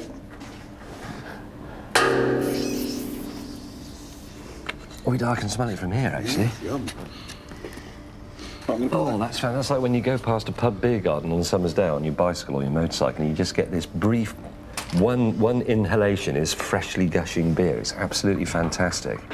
Ideally, we should wait 24 hours to let the contents of the barrel settle. But beer is like a siren to a randy sailor. And we are, in the end, only men. Come on, Simi. So, one fell swoop, I'm hoping. Don't be mimsy about it, will you? Just... Don't be mimsy. Yeah. Oh, that was a lot out of that. She's a beaut. Is it coming out all over the floor? Yes. Where's my peg?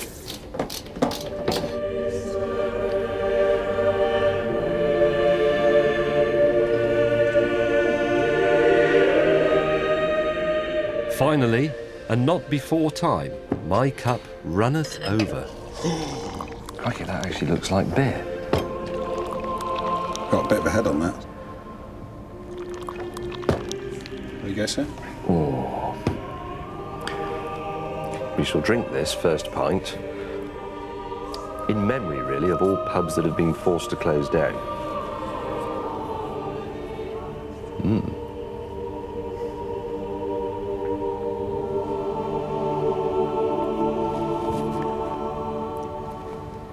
It's excellent. Is that very good? It is really good. Yeah. Well, Sim, I'd like to declare the Man Lab bar open.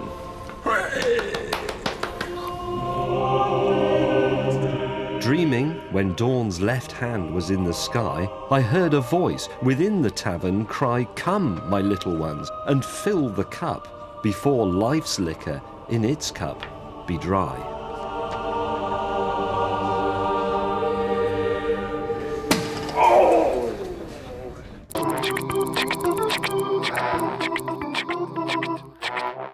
Are you involved in a petty squabble over something like the height of your hedge, or maybe planning regulations, or even some tedious aspect of office politics? If you are, keep watching. I've been involved for many weeks in a squabble with our executive producer, Will. I keep parking in his reserved space at our office, or so he claims. You see, look at this lot. From Will Dawes to James May, re-parking. It has been brought to my attention that, once again, I must remind you that company policy on parking states that, and so on and so on. And that's exactly the problem with these minor disputes. They drag on, they're inconclusive. If you're not careful, they degenerate into tiresome and expensive litigation, and then you end up with a lifetime of lingering resentment and debilitating, impotent fury. It's ridiculous. The whole thing could be sorted out before breakfast with a duel.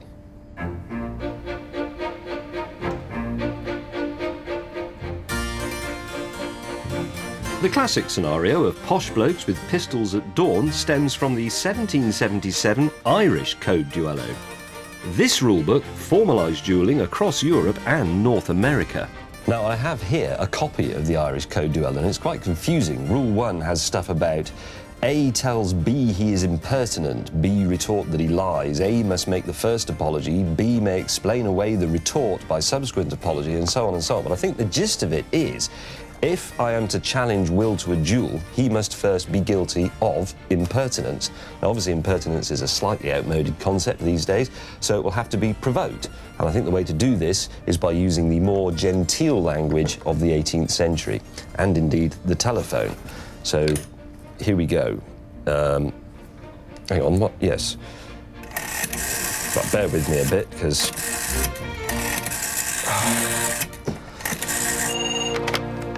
Hello? Dawes, May. Hi, James. I put it to you, sir, that you are more than adequately versed in the sin of Onan, sir. What? What are you talking about, you idiot? Aha! Impertinence.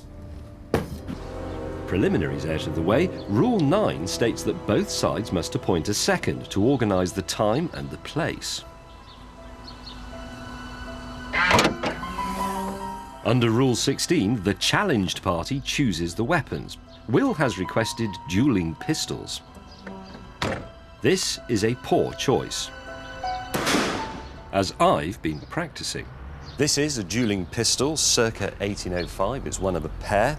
It's muzzle loaded. You have to load it from this end, not that end. It is smooth bore, i.e. there's no rifling, spirals cut in the barrel to spin the bullet and make it more accurate, and it only fires one shot at a time, a lead ball like that. And it was the duty of the seconds to ensure that the pistols were charged smooth and single, smooth-barreled, one shot. Anything else was cheating and terribly bad form. Mind you, there's nothing in the rules against roping in antique firearms expert Bill Harriman to give me some tips. In goes the powder. Piece of wadding. There's your patch. Right, I can start to push it. Seat it home. But this can't go off because there's no percussion cap on there. No, it's also at half cock. And it's also at half cock, which is where we get the expression half cock from. Cap on nipple. Bring it to full cock. Full cock. 2 hands or one? I think you'll be fine with one. Even as a cardboard cutout, Will and his wagging finger are very annoying. Sir, the tongue that rolled so roundly in thy head.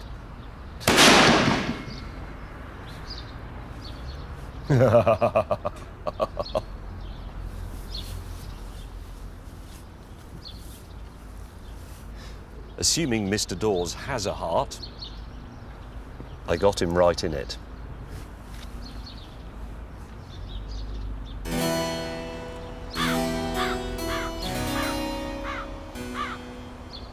Dueling then, as now, was frowned upon by the authorities.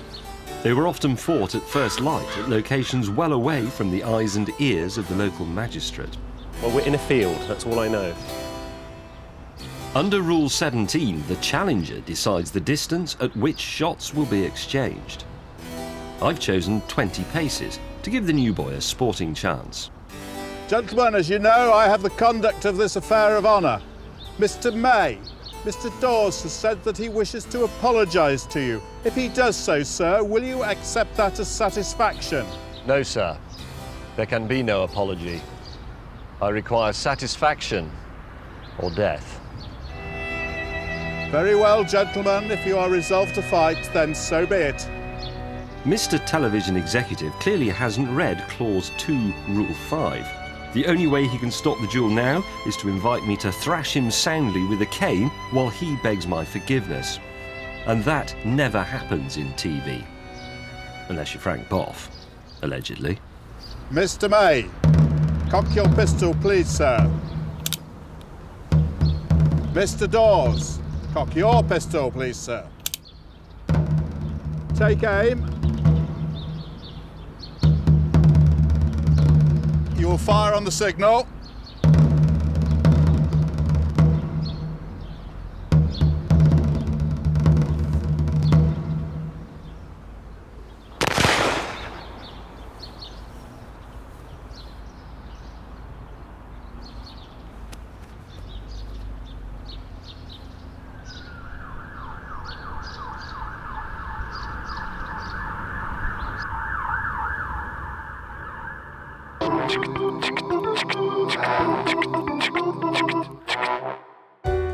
Let us focus now on solving a problem affecting a small yet vital area of the Man Lab.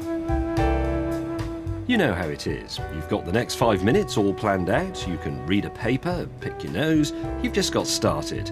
And then you glance around and to your horror, you've run out of bog roll. For some reason, even though we may have done this many hundreds of thousands of times, you never think to look.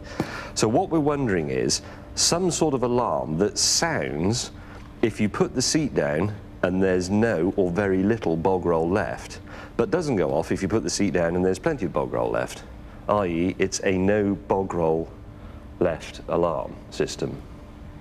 The technicalities of this is we need some sort of switch system that can distinguish, so that is off and that is on, ready to ring the buzzer when the seat goes down. You need a switch that makes a circuit when that's gone from that to that. Yeah, but that's still got enough. Well, okay, but a bit less than that. That's like, you know, the fuel warning light on your car. It's not over yet, but it will be soon if you're not careful. You wouldn't set out on a long journey in the car with the fuel warning light on. You wouldn't sit down for a vigorous number 2 with only that much bog roll left. It just could be risky. And we have to make it a rule of the Man Lab. It is contrary to the normal rule, I know, but you leave the seat up. Because men go for a wee-wee more often than they go for a poo-poo. That's just a fact, isn't it? Fact. And women definitely do, because they only go for a poo about once every 2 weeks, don't they, as far as I can make out. I mean, they can go on holiday and they think, oh, I don't like the bogs in Spain, I just won't have a poo until we get home. And that's like 2.5 weeks later. How do they do that? While I pondered the mystery of womankind, Sim began to turn our vision of the world's first intelligent bog roll into reality. Testing 1, 2, 3. Testing 1, 2, 3. So, when the switch is activated, the alarm goes off, we'll have a flashing red light, and the plan is, we found this klaxon noise, which we are now going to put on to the alarm. With the alarm set and the electronics tested, it was time for the first human trials. When you put the seat down, it triggers a switch which sets off the klaxon and the red flashing light, but not if there is bog roll on the holder, because that lifts up this lollipop switch and breaks the circuit. However, if there is no bog roll left, that switch is down, the circuit is complete, and the alarm goes off. Now, we do have an opportunity to test this for real right now, because I happen to know that Dan, one of our editors, is on his way down from upstairs to have a number 2. So let's see if he's paying attention. Let's see, in fact, if our alarm will save him from one of man's worst traumas. To gain access to the bog, Dan has to raise our specially designed pneumatic railway bridge.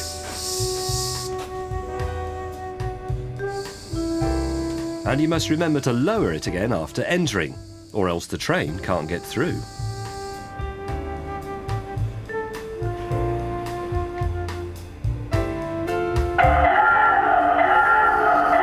Now, that can only mean one thing.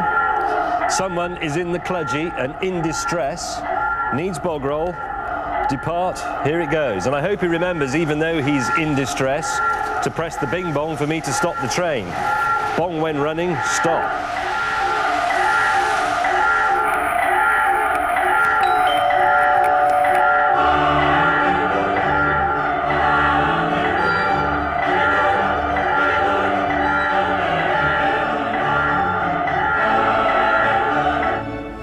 So there you go, once again mankind's lot in life improved by organised and efficient working practices. Anyway, if you thought that was interesting, wait until you see this.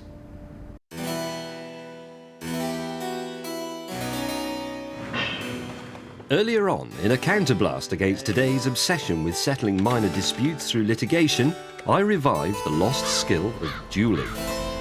However, before I could obtain satisfaction, today's obsessive health and safety litigation intervened. Following the earlier incident, the health and safety officer has said that we may no longer use our 19th century pistols and that we must now fight a more symbolic duel.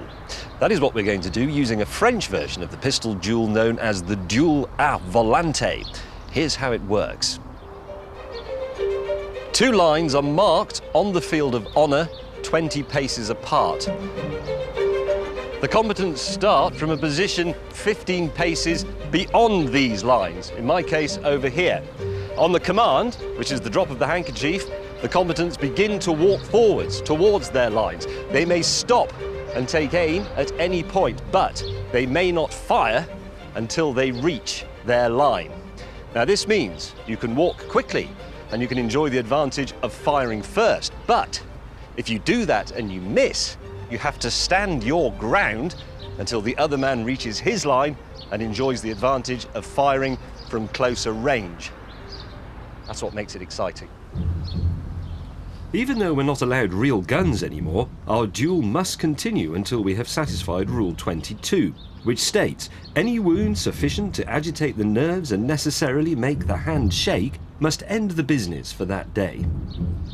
That's why we're using paintball guns. I'm told they really hurt.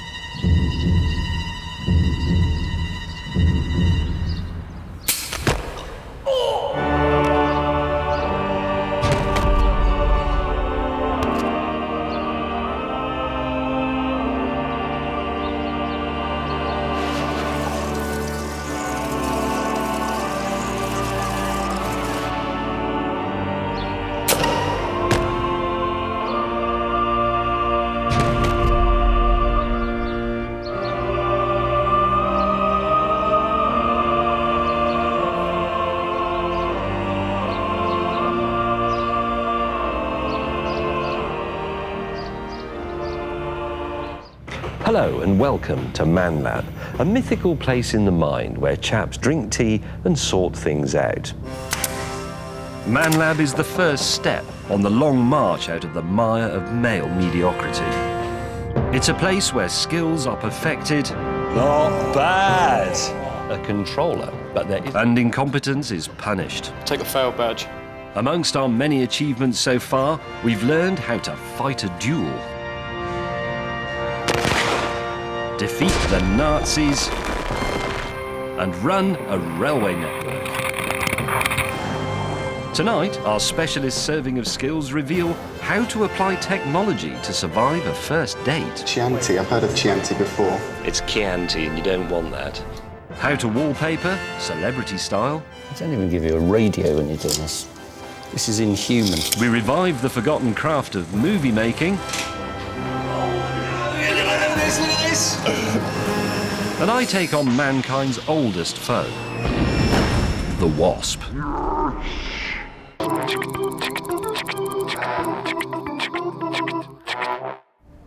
Now, are you embroiled in a petty dispute about the height of your hedge, or possibly planning regulations, or even some tedious aspect of office politics? If you are, keep watching.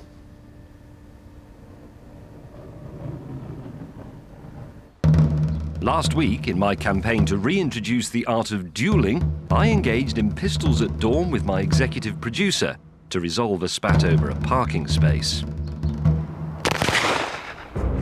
Now more disgruntled men of Britain have come forward, demanding satisfaction or death. This is Max Andrews and Sean Cannon from Kimberley in Nottinghamshire. They have let a petty dispute over the result of a playground fight simmer for over a quarter of a century. I dominated him for 45 minutes, at which point he feigned an asthma attack, collapsed to the ground, and duly the fight was over. Sean, after about 45 minutes, had to go home for his tea, I seem to remember. He was supposed to come back, and I waited in the rain on that park for a good 2 hours, and he never bloody came. What took place after that was 25 years of lies and rumours and defamation of character against my good name, that Max actually won the fight and that I left and never came back. Time to settle this once and for all in an honourable fashion. Next is your sabre. For this duel, Sean and Max have shunned the flintlock pistol for the far more aristocratic sabre. Ha! Unlike their duelling forebears, Sean and Max are not actually allowed to kill each other, but they are carrying fake blood bags under their regulation flouncy shirts so that the result can never be disputed. And as this is a duel, there are strict rules to abide by. Marking the ground for a sabre duel is really very simple. We place a cross here in the middle of the field of honour, or the disused warehouse of honour, as this one is. And then we put a further 2 lines here and here, such that when the combatants stand on them, the tips of their sabres are roughly a foot apart. And then, at the shout of "Allez" from the presiding officer, which is me, they go for it. That's it.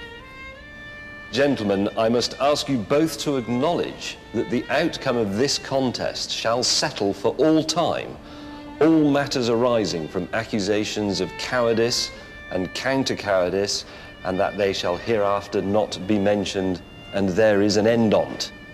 Gentlemen, stand your ground.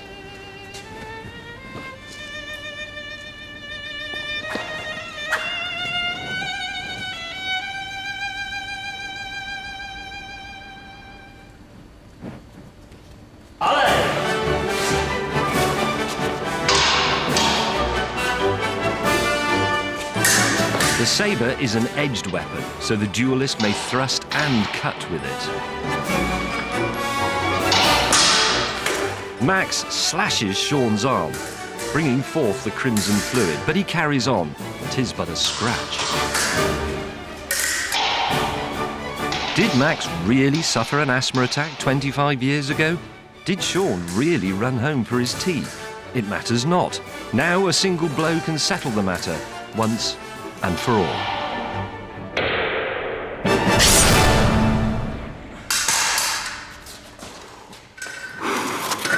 You see, scurvy dog. Is he quite dead? Quite dead, sir. Mr. Andrews, honour is satisfied, sir. And now you must leave this place before the constables come. Go, sir, now. Thank you, sir. Seconds, we must leave this tragic arena. Let us go. And so it came to pass that in the year of our Lord 2010, Mr. Max Andrews of Kimberley proved himself to be, unquestionably, Wellard. If you've been a victim of impertinence and it wasn't your fault, do please get in touch and our team of experts will try and help you sort it out at dawn. No win, no fee. Write to us at manlab@bbc.co.uk. And please mark your email, I demand satisfaction. Don't put this into Google, whatever you do.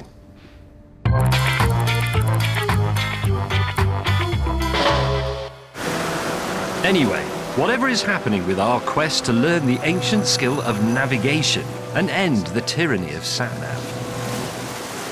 Now, last week, we were attempting to rescue this illegal immigrant from this beach in Sangatte in a silent sailing boat. And unfortunately, we failed because of the weather. So he's still there. Nay! Don't have any programmes left in this series, so we'll just have to have another go in the next series, next year. Crikey. Well, it doesn't matter, because it's the director Tom's birthday, so instead of sailing, perhaps we could build him, I don't know, a giant rocket.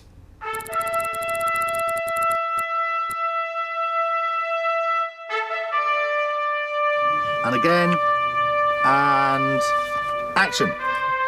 Tom is depressed. He's been 45 years on this planet, and all he has to show for it is a stupid hat. Thank you. Very good. No, there's nothing wrong with the first one. You only said again because you're being miserable because you're 45. What Tom needs, along with so many other blokes of a certain age, is some new inspiration. It's not even funny. So, we're going to build for him the most potent symbol of male endeavour, a rocket. Though not quite as good as this one. What we have in mind is something tailor-made, something, well, tailored to Tom's mood, in fact. A giant multi-stage rocket like Saturn V that separates and dispenses special effects, something that will drag Tom's moribund soul out of the doldrums of middle age to soar and blaze gloriously in the infinite inverted bowl of the night sky. Producing 39 pounds of thrust, the ManLab birthday rocket will power to over 2,000 feet at a velocity of over 200 miles an hour.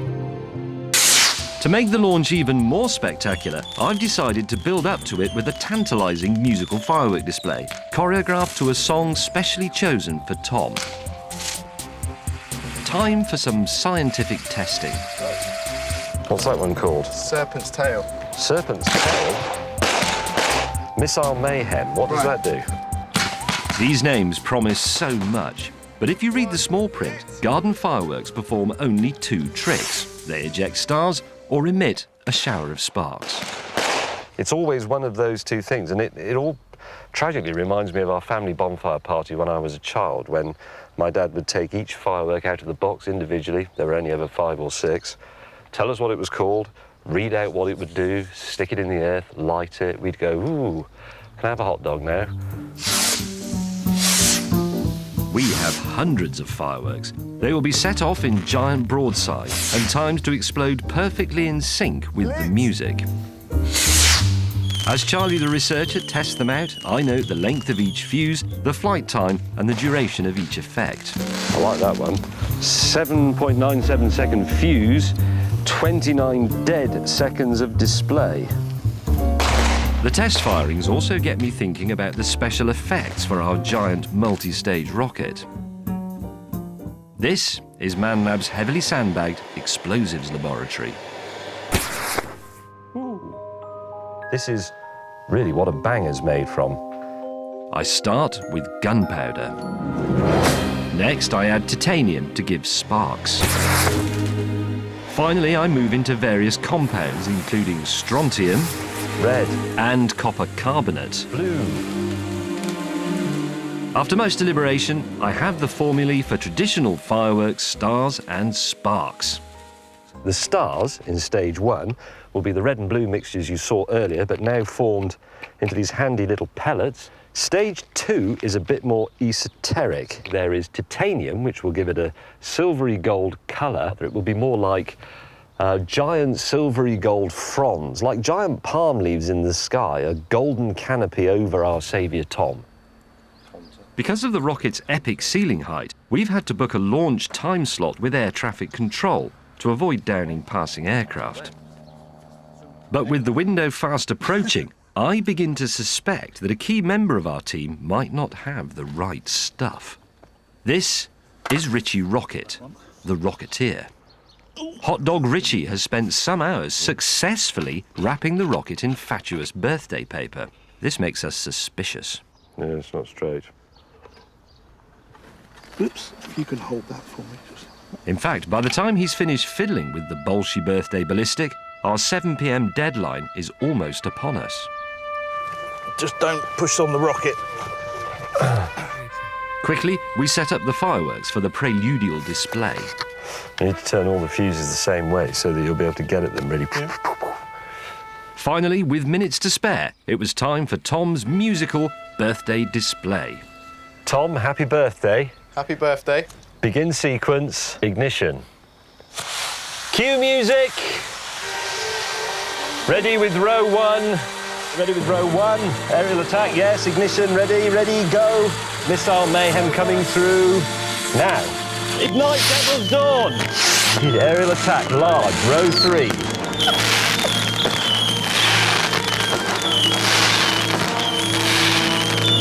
Replenish.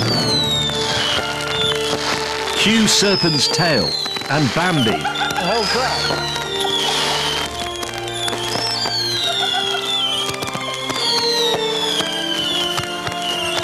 Missile mayhem. Serpent's tail. Big one. Perfect. Ready with rocket ignition. Finale.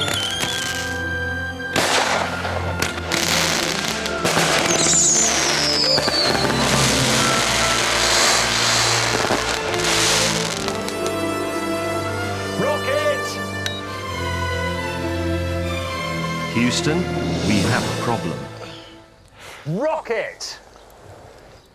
No. Rocket! I was disappointed that time. Why didn't it work? Do you want to take a torch with you so you can see what's going on? We were nearly as depressed as Tom. But then...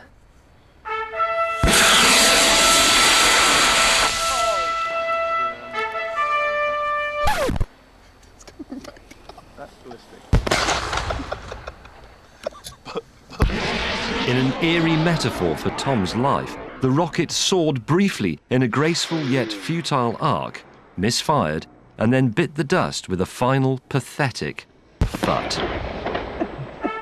But as NASA themselves discovered, man does not evolve without first making many noble mistakes.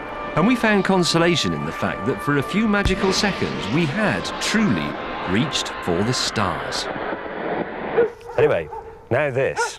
Not that, that was a terrible rocket. This. Time for something a little more constructive. We realised the other day that the one thing we don't have in the Man Lab is a cinema, which is not very difficult to rectify because these days, of course, you can just go to a big department store and leave with something called home cinema. And you take it home, you plug it in and wire it up, and you get high definition, surround sound, special features coming soon, the lot. The trouble is, though, it's all just a bit passive. You very quickly end up as a sort of pizza-munching sofa sponge absorbing the latest Hollywood blockbuster. So what we decided to do is build our own cinema. But where? Well, I'm going right and down. In the series so far, we've already built a concrete kitchen. Punch fingers. Look at that. A working railway network, not to mention our very own pub. As a result, the Man Lab is getting rather full. In fact, the only possible option is to build it where Sim, our inspirational architect, has his workshop. So how many people do you think we could get in here if we move the bench? Well, it would make sense to have the projector behind that piece of glass. Oh, yeah, we need a projector, don't we? I forgot about that. And the projector can be on the outside of the room, so it's nice and quiet, and then have a screen here. So people will come in over there, they will be seen to their seat by someone with a torch. Yep. Watch the film, obviously. Tiered seating. Tiered seating, curtains. And then in the intermission, they file out and they go to the bar for intermission drinks, which they will have pre-ordered. If we could find an organ for £50 on eBay, maybe you could wheel it in using the forklift truck, which we've never used so far, but we do have one. And then during the intermission, I could rise up and play a silly tune whilst you change the reels on the projector. Brilliant. Let's do that. While Sim tackled the practical problems of the build, I went for a pint and a moan about the state of the British film industry with a like-minded soul. Honestly, every few years you get the same story. It says something like, British filmmaking is back on the map. I know what you mean, and then we get either a film about poor people in north playing in brass band, or it's a load of ludicrous toffs in some massive house in the south and they're all murdering each other. Yeah, well, either that or it's a film on YouTube that you've made about your cat falling down the bog or something, and then more people watch that than went to see Where Eagles Dare. I know. I can remember when going to the pictures was actually a really big deal. I had to queue up all day once for a ticket to see Jaws. Oh, yeah, that was a proper film. Yeah. Anybody can make a film these days, really. There's no real sort of magic in it anymore. I can remember, actually, when only dead posh people had a camera and it used proper film, and it was clockwork. Oh, yeah, you mean like one of these? I'd given myself an idea, literally. That'd be fantastic. OK, let's give it another go. If we're going to build a cinema ourselves, then why not make our own movie, using technology from the heyday of the silver screen? Headboard! I've decided to call my informative yet entertaining film The Plumber Comes. So, without more ado, this is how to make a movie.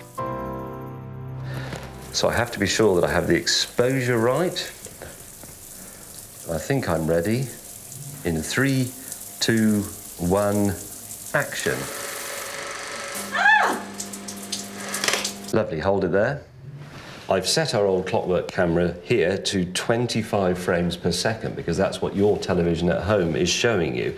And here they really are frames per second. There is a continuous reel of film running through the camera and a shutter that opens and closes 25 times every second, making 25 individual photographs. When you play those back through the projector, the shutter opening and closing will give the impression of a moving image. So we're ready to shoot the next part of this initial scene. The shower has broken. Gemma is distressed. She hasn't finished showering. She needs a plumber to come and mend it for her. Movie making using an old clockwork camera is a time-consuming business. I've run out of film. But if you thought shooting on film was hard work, it's nothing compared with the painstaking care and attention required to edit it. Welcome to the Edit Suite, which you will recognise as my office. Now, when you edit your happy, slappy mobile phone video at home, you will download it onto a computer and you can move the images around any way you want. But in the olden days, you had this. You can see the individual frames in this little window here. Then you can decide at what point you want to change the scene and you make a cut. Although the editing process is so much simpler these days with computers, some problems remain, such as continuity. If I'm sitting here and then we have a change of scene but we don't have something to go to in between, we haven't shot a cutaway, then you're going to get a continuity error and what's known as a jump cut. Now, this is Mark. He's the editor. I'm technically the director in this film, and this is how people would work traditionally. I'd sit here saying, no, I want that, I want that, I want that, and being annoying. And Mark would have to do the difficult bit of trimming the film, splicing it together, watching the frames, and all the rest of it. He's wearing gloves so that he doesn't get fingerprints on the film, because they would show up. Time to start cutting. So it starts with a 3.5-second establisher of the shower head. Yes. That's the theme of the whole film, the shower. There it is, there it is. Yeah. So if I put a mark there, at the start of the shot.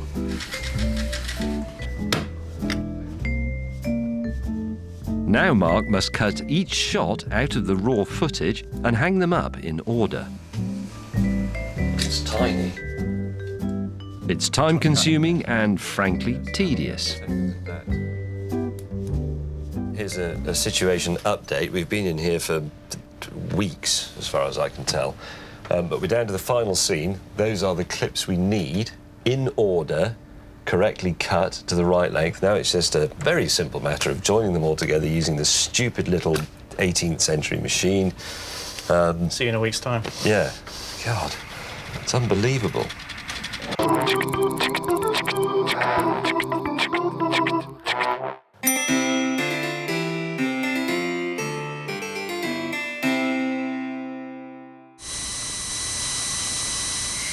This is a radio-controlled toy helicopter. All we've done, really, is arm it with some very sticky flypaper, and we've equipped it with a tiny little camera so you can watch the combat action. It's this sort of thing that placed man at the top of the evolutionary pyramid. Right, I think we're ready. Simmy, release the flies. But by the simple marriage of toy chopper and flypaper, we have ethically levelled the fly-man playing field. The radio-controlled helicopter, or the Anorachus nerdica, is armed with one strip of flypaper. The blue bottle is armed with 1.9 million different types of bacteria, which is why they must be killed. Obviously, this isn't an efficient or particularly effective way of killing flies, but the point is, it is sporting, and it's also much more entertaining than simply flapping at them with a rolled-up newspaper. Oh, hang on a minute, hang on a minute. Oh, I think we might have got one. I can't tell I'm coming in for landing. And I believe... yes! Look at that. We got one of the blighters, sir. That's one fly down, and as there was a whole squadron of them under that cloche thing, they've actually got off pretty lightly. However, that is not the end of our ongoing war against aerial pestilence. I'm sure you must have noticed that wherever you set up your picnic table, your jam sandwiches and your ginger beer, one of Britain's estimated 850 billion wasps will always find you.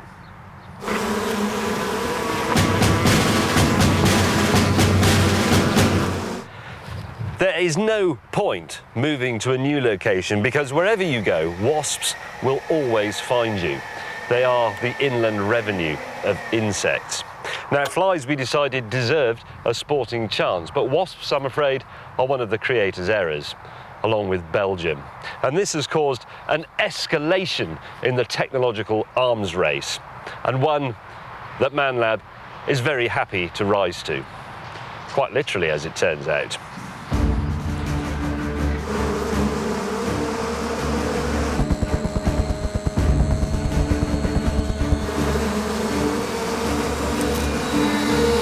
This is a T-Rex 600 Nitro Pro helicopter, armed with our own homemade air-to-wasp missile. Actually, it's a small rocket left over from our earlier firework display. Coming round on target. It's connected to an onboard battery. Arming missiles. And fired via radio control from the ground. Missiles away! Whoa, hang on.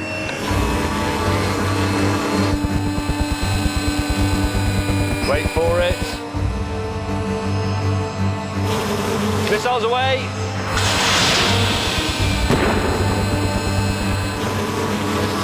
Well, that was close.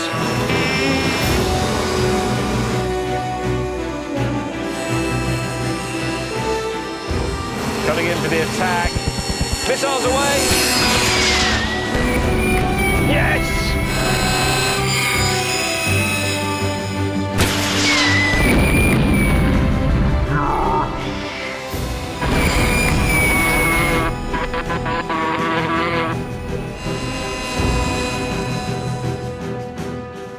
Well, that got rid of some of the wasps. Look, this one's dead. Unfortunately, it's rather defeated the point because it got rid of all of the sandwiches. That's a victory to ManLab. Sort of.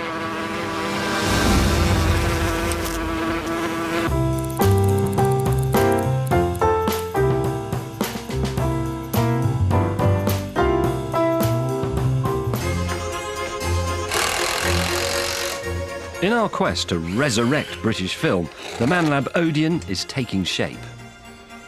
Sim has sacrificed his workshop area to build a proper cinema, complete with velvet-banked seating, screen and projection booth.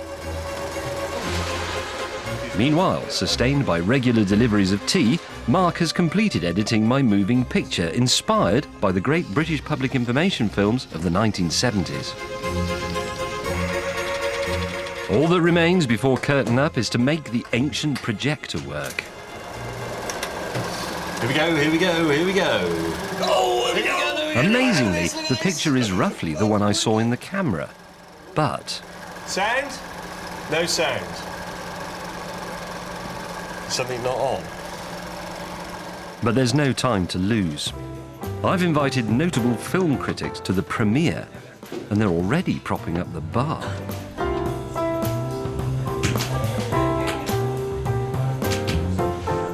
While the audience flocks in, I desperately stall for time by distracting them with traditional, overpriced cinema popcorn. But it won't hold them for long. I was saving this for the intermission, but the future of British cinema hangs in the balance.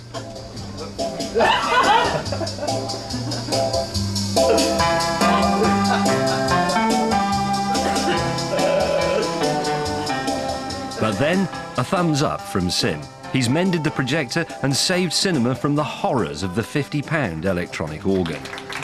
So now, on with the show.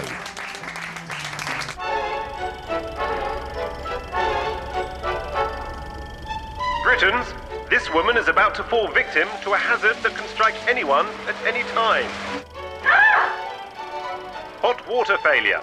It could happen to you. Would you know what to do?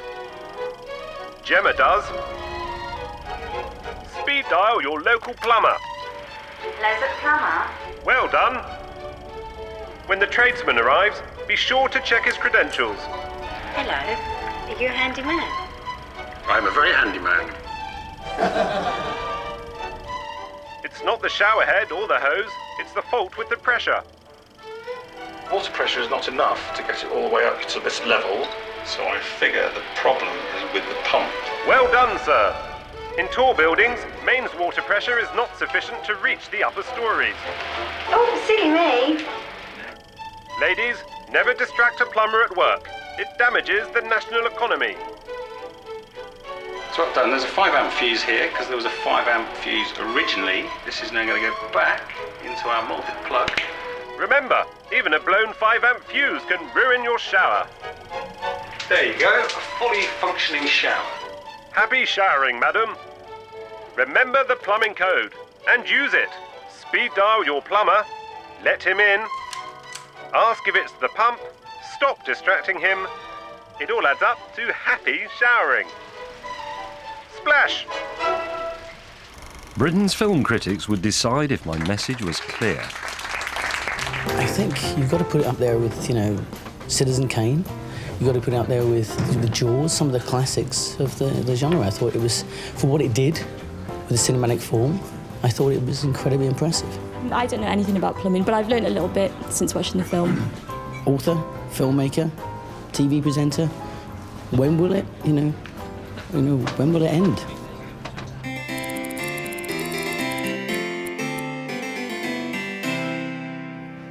Plug it in. A couple of weeks ago, I noticed that our researcher, Charlie, was hopelessly in love with his colleague, Cassandra. Charlie! To help out, I taught him a skill that any love-struck Romeo should master. I'll fly to thee again and sue for pity to renew my love's distressing. The art of the serenade.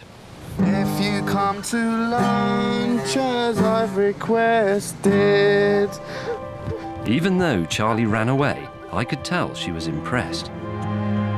But then, the folly of youth took over. Charlie thought he could go it alone, without recourse to the sage advice on offer in the ManLab. She is beautiful. He took it upon himself to immortalise his beloved in an etching. Some viewers may find the following depiction of an attractive young woman disturbing. Has she seen this? I think, yeah. I've spent a lot of time talking to Cassandra. I've never noticed that she's got two noses. Thanks, James. I'm sorry, it's not. It's very touching, but it's just not very good.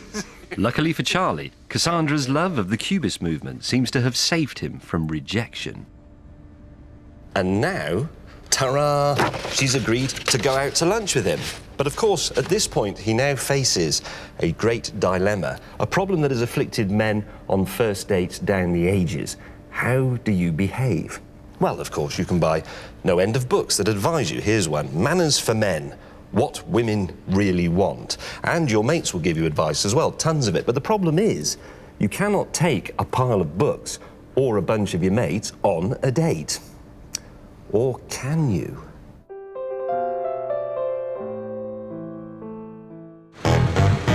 This is Date Van, the sweaty nerve centre of Operation Romeo.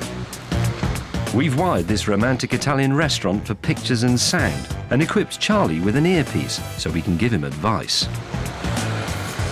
So the beauty of this system is that Charlie has at his disposal, going into his ear from us, everything that a nervous man would like to have on a first date, but can't take with him for practical reasons. The combined wisdom of two middle-aged men who've spent between them 60 years failing to cop off. No end of manuals about how to deal with women, how to dress, body language, and a number of volumes of English poetry. So I think we're probably ready. Are you happy? Yep. Right. Let's see. The first skill to master, the art of small talk. Gentle compliment on the dress, don't overdo it. It's quite a nice dress you're wearing today. Thank you. It's nice to see you outside of the office, but without being smarmy. It was nice to do stuff outside the office, I think. Yeah, really nice. This is brilliant. We say something in here and it comes out in there. I like to pick a wine by a good name. A Merlot Masarac. Yeah. Or Chianti. I've heard of Chianti before. It's Chianti and you don't want that. What about a Valpolicella Classico? Charlie, stop looking nervous and remember it's more important to be a listener than a talker. Do you have any brothers and sisters? Yep. Got 2 sisters and a brother. This is better. All right. Ranging from the ages of 22. How old actually are you? I don't actually know. Never ask an age, no! No! I might just pop to the loo. She's going for a wee. Stand up as she leaves the table. Stand up slightly as she leaves. No, too late. He's worrying too much about how he's coming across. She's going to find out what he's really like, so he should just be himself. He's not going to fool anybody. Right. Stand up a bit. Perfect. Then you want to be an actress? No, you did a drama thing, didn't you? Study drama or something? Dabbled. She wanted to be an actress. Hang on. I didn't know that. Did she like poetry? Were you quite into poetry? Did you like poetry? Yeah, I did. Yes, Right, poetry, quick. Excellent. Take one, I'll take one. Right. Okay. I do remember doing something from Sylvia Plath. Sylvia Plath topped herself and was a tragic figure. Steer clear. She did top herself. Yeah. Did she like John Donne? Did you like John Donne? He said, for example... 'Twas so, but this all pleasures fancies be. 'Twas so, all pleasures fancies be, I think, something like that. If ever any beauty I did see. If any ever beauty I did see. Which I desired and got. Which I desired and got. 'Twas but a dream of thee. Was such a dream to be. Listen, you idiot. I'm not very good at remembering it. It comes to me slowly. Well, I can lend you some other stuff. I've got loads of books left over from you. Yes, please. Yeah, that'd be good, definitely. Read over them together. Yeah, if you like. We're going to back off the poetry. We think she's getting a bit defensive. Yeah, could you get the cheesecake, please? Just one. Just one. Thank you. 2 forks, Charlie. Did you call him mate then? He seemed very familiar. Charlie, we don't know how you do this, but try subtly to go for the second date, coming in on a food angle, maybe. I do think it'd be fair for you to take you out again, but you get to choose the food next time. Yeah, could do. I mean, we could maybe go like with everyone from work one night. You prefer the 2 of you? I would think it'd be better I prefer the 2 of us. I think today's been nice. No, it has been really nice. It's just that I don't know if my boyfriend would approve, so it was safer to just go with the team. Boyfriend. She's got a boyfriend. What the hell? I didn't know you had a boyfriend. Boyfriend. Why didn't we know she already had a boyfriend? Congratulations. Thanks. Get the bill. Can we get a bill, please, Massimo? God, that's paid. So, what have we learned from our bruising encounter with love? 1. Be attentive, but let her talk. 2. It's Chianti. And 3. Beware of hidden boyfriends. Not every idea we have on this programme can be brilliant. That one was pretty terrible, to be honest. There you go, mate. Cheers. And anyway, it's all rubbish. All the advice from your mates and your dad, all the stuff in these books, it's absolute cobblers. I think we should put all that stuff behind us and get on with something manly and constructive. Like this, for example.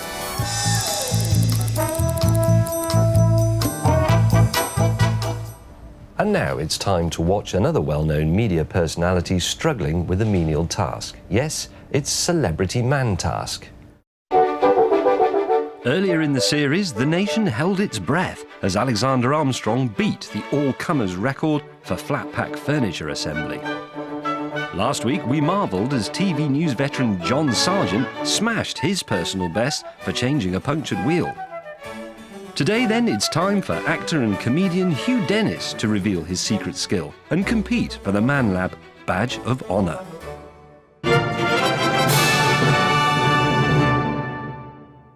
Before Hugh stole my job on that drinking programme, he was an amateur landlord responsible for the interior decor of swathes of the West Midlands. Today, he will try to replicate his historic record set in Walsall in 1985. Wallpapering a one-bedroom flat for 15 students in 42 minutes and 46 seconds. This exclusive attempt will be overseen by me in the Man Lab Monitoring Centre. This is a pasting table. It's not a very expensive pasting table. Stop moaning. The rules are simple. Any schoolboy error will incur a 5-minute time penalty. Now. Barely 3 minutes on the clock, and Hugh's tentative approach is just not paying the rent. This is the third time he's moved all the tools around. It's quite unpleasant wallpaper. I don't even give you a radio when you're doing this. This is inhuman. Stop moaning. Bad workman and all that. A slow start, but he still knows some tricks of the trade. Good point. He's remembering to take the light switch off. When is he going to realise he hasn't got any glue yet? Mixing the paste should come first. Delay it and the powder won't have time to dissolve properly. I'm counting not mixing the glue at first as a schoolboy error because you're supposed to let it settle a bit. 5-minute penalty. He's going to roll it up again. Stop rolling it up. Glue. After 20 minutes with little progress, Hugh finally starts on the paste. Once at Christmas, I misread the bread sauce instructions on the packet bread sauce I was doing, and I had 4 people over for dinner, and I made bread sauce for 48. Stir briskly. But a bit too much stirring, and the fumes seem to be getting to him. It's just rubbish. Why are you lumping it? Here is a man actually talking to wallpaper paste. After 30 minutes of faffing, Hugh finally gets some paper on the wall, but he's forgotten to use his plumb line. Didn't draw a vertical line. Schoolboy error. First mistake. 5-minute penalty. At least he's noticed that the paper is upside down. That's not bad. Next, he downs tools for a cup of tea. But I'm waiting for the foot in the bucket of paste moment. Careful now. Refreshed, Hugh rallies himself for one last great hurrah. It's very easy to tear this at the point where it narrows. Oh, yeah, don't do that. Don't do that. But as the clock runs down, it's all over for the man they once called the Walsall Whirlwind. Ah, bollocks! There can be only one verdict. Failed. I'll wear that with some pride. They say that for every man, opportunity knocks but once. But in Hugh's case, sadly, it's only the bailiffs. Truly an evening of massive national disappointment brought to you in association with ManLab.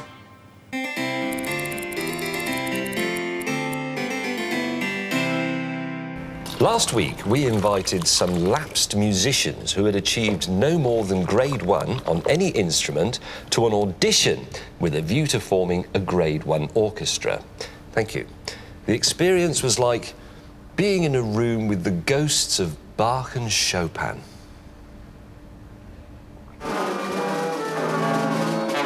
It became quite clear why there are 8 grades of musical proficiency. I reached grade 1 standard with some difficulty.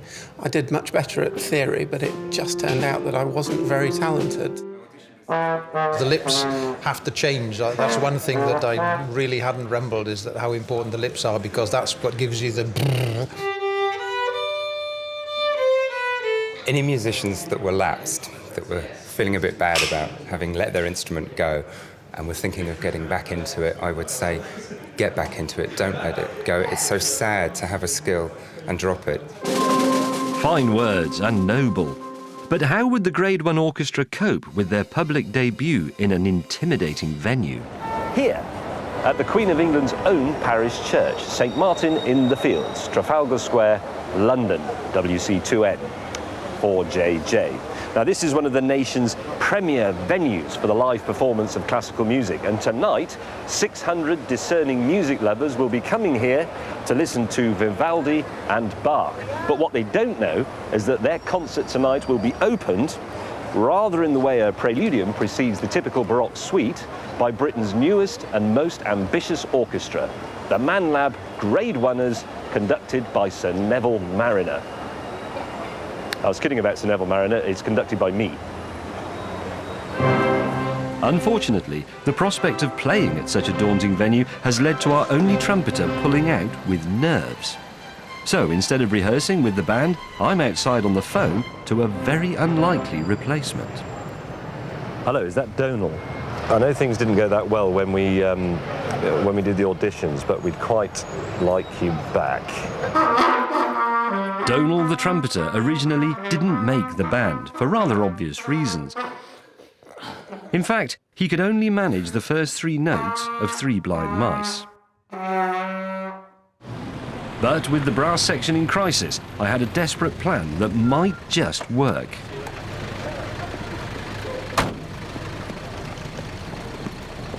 Thanks for coming. The 3 notes that you got right in 3 Blind Mice, which is the first 3, those are the 3 we need. Can you still do them? Well, I can. I actually printed this thing off, well, I wrote it because I was on YouTube and I watched a guy do God Save the Queen. So I've done the fingers, because I can't remember what I was playing in that audition. I've got no idea what he's talking about. First 2 fingers are nothing, but I think that nothing is actually all 3 instead. Can you give it a whirl?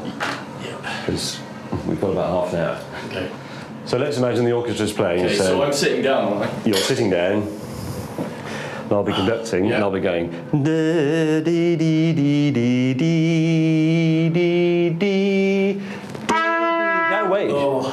So I'm going dee, dee, dee, dee, dee, dee, dee, dee, dee, dee, dee. No, the 3 beats are down, across, and up. It's essentially a triangle, sort of slightly wobbly triangle. So it's dee dee dee dee dee dee dee dee dee dee 3 blind mice. Okay, let's put our earlier slight misunderstanding behind us, if that's okay. You are now officially in the Grade 1ers, but only for the last 3 notes. Okay, so before that, am I just sitting down? Yeah. Okay. You can do a bit of miming, I suppose. It's normal on television, but don't blow anything. So I just remain silent? Yeah. And then just do those last 3? You'll still get a credit. Cool. Perfect. Right. Thank you. I'll go and do a bit of practice. Yeah. Now back to my own studies.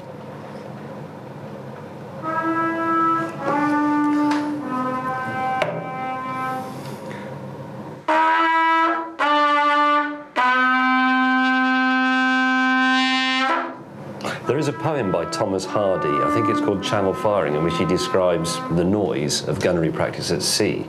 And people are starting to wake from the dead, believing it's, you know, it's the resurrection and all that. But God says, ha, no, it will be hotter still when I blow the trumpet. I think he's met his match at Donal, whatever his name is. If I get that first note okay, then the other two should follow. If the first one's wrong, then the other two will follow as well, but they'll be wrong. To save money, I'd lent the orchestra some of my shirts, into which they changed and sweated profusely with anxious trepidation. I get quite nervous if I'm kind of on stage or something for anything, and these people have paid, you know, a lot of money to come and see this, to see a show tonight, and I'm really hoping that they've read the refund policy correctly. But now the time for doubting was over. Ready or not, it was time to unleash the ManLab Orchestra on an unsuspecting audience. The words of Henry V's speech at Agincourt came to me as I led my happy few, my band of brothers, towards their date with destiny. And gentlemen in England now abed shall think themselves accursed they were not here, and hold their manhoods cheap whilst any speaks that played with us upon St. Martin's field. Ladies and gentlemen, every musician you have heard performing here has, at some point, taken grade 1. The interesting thing about our orchestra here is that its members have only taken grade 1. Some of them did this long ago in childhood, some of them have come to music more recently and taken it as adults. But the thing that unites them is that they have got no further. We wanted to save a few musical lost souls, and this is the result. So here to play for you tonight, the grade 1 medley. Please welcome the grade 1ers.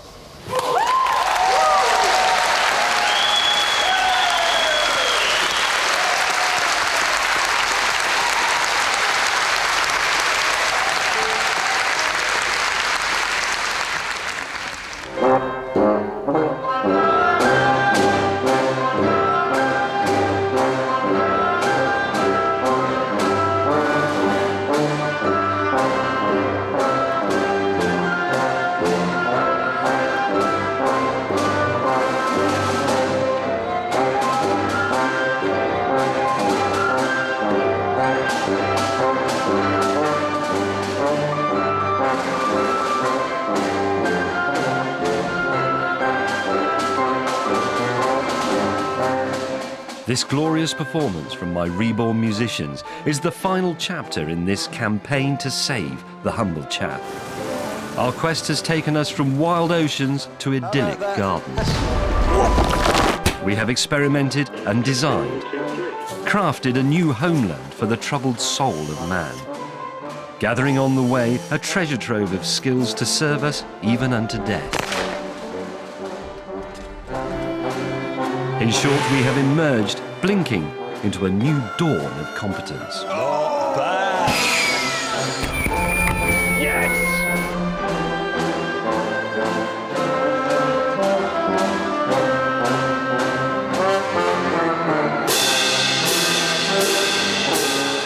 Now it remains only for the prodigal Donal to blow the final fanfare for the common man.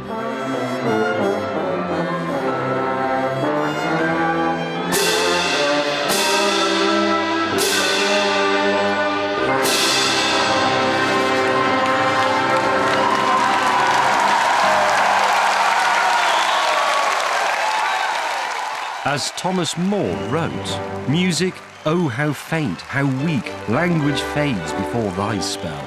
Why should feeling ever speak when thou canst breathe her soul so well? Absolutely elated. I always wanted to play in an orchestra, and I never ever thought I would. And I've started late in life, and it's just brilliant. I thought I'd come in too early or something, and I was just starting to play, and then I knew, no, it's okay, that's fine. Our work here is done. Fantastic. Yeah, I feel great we did it.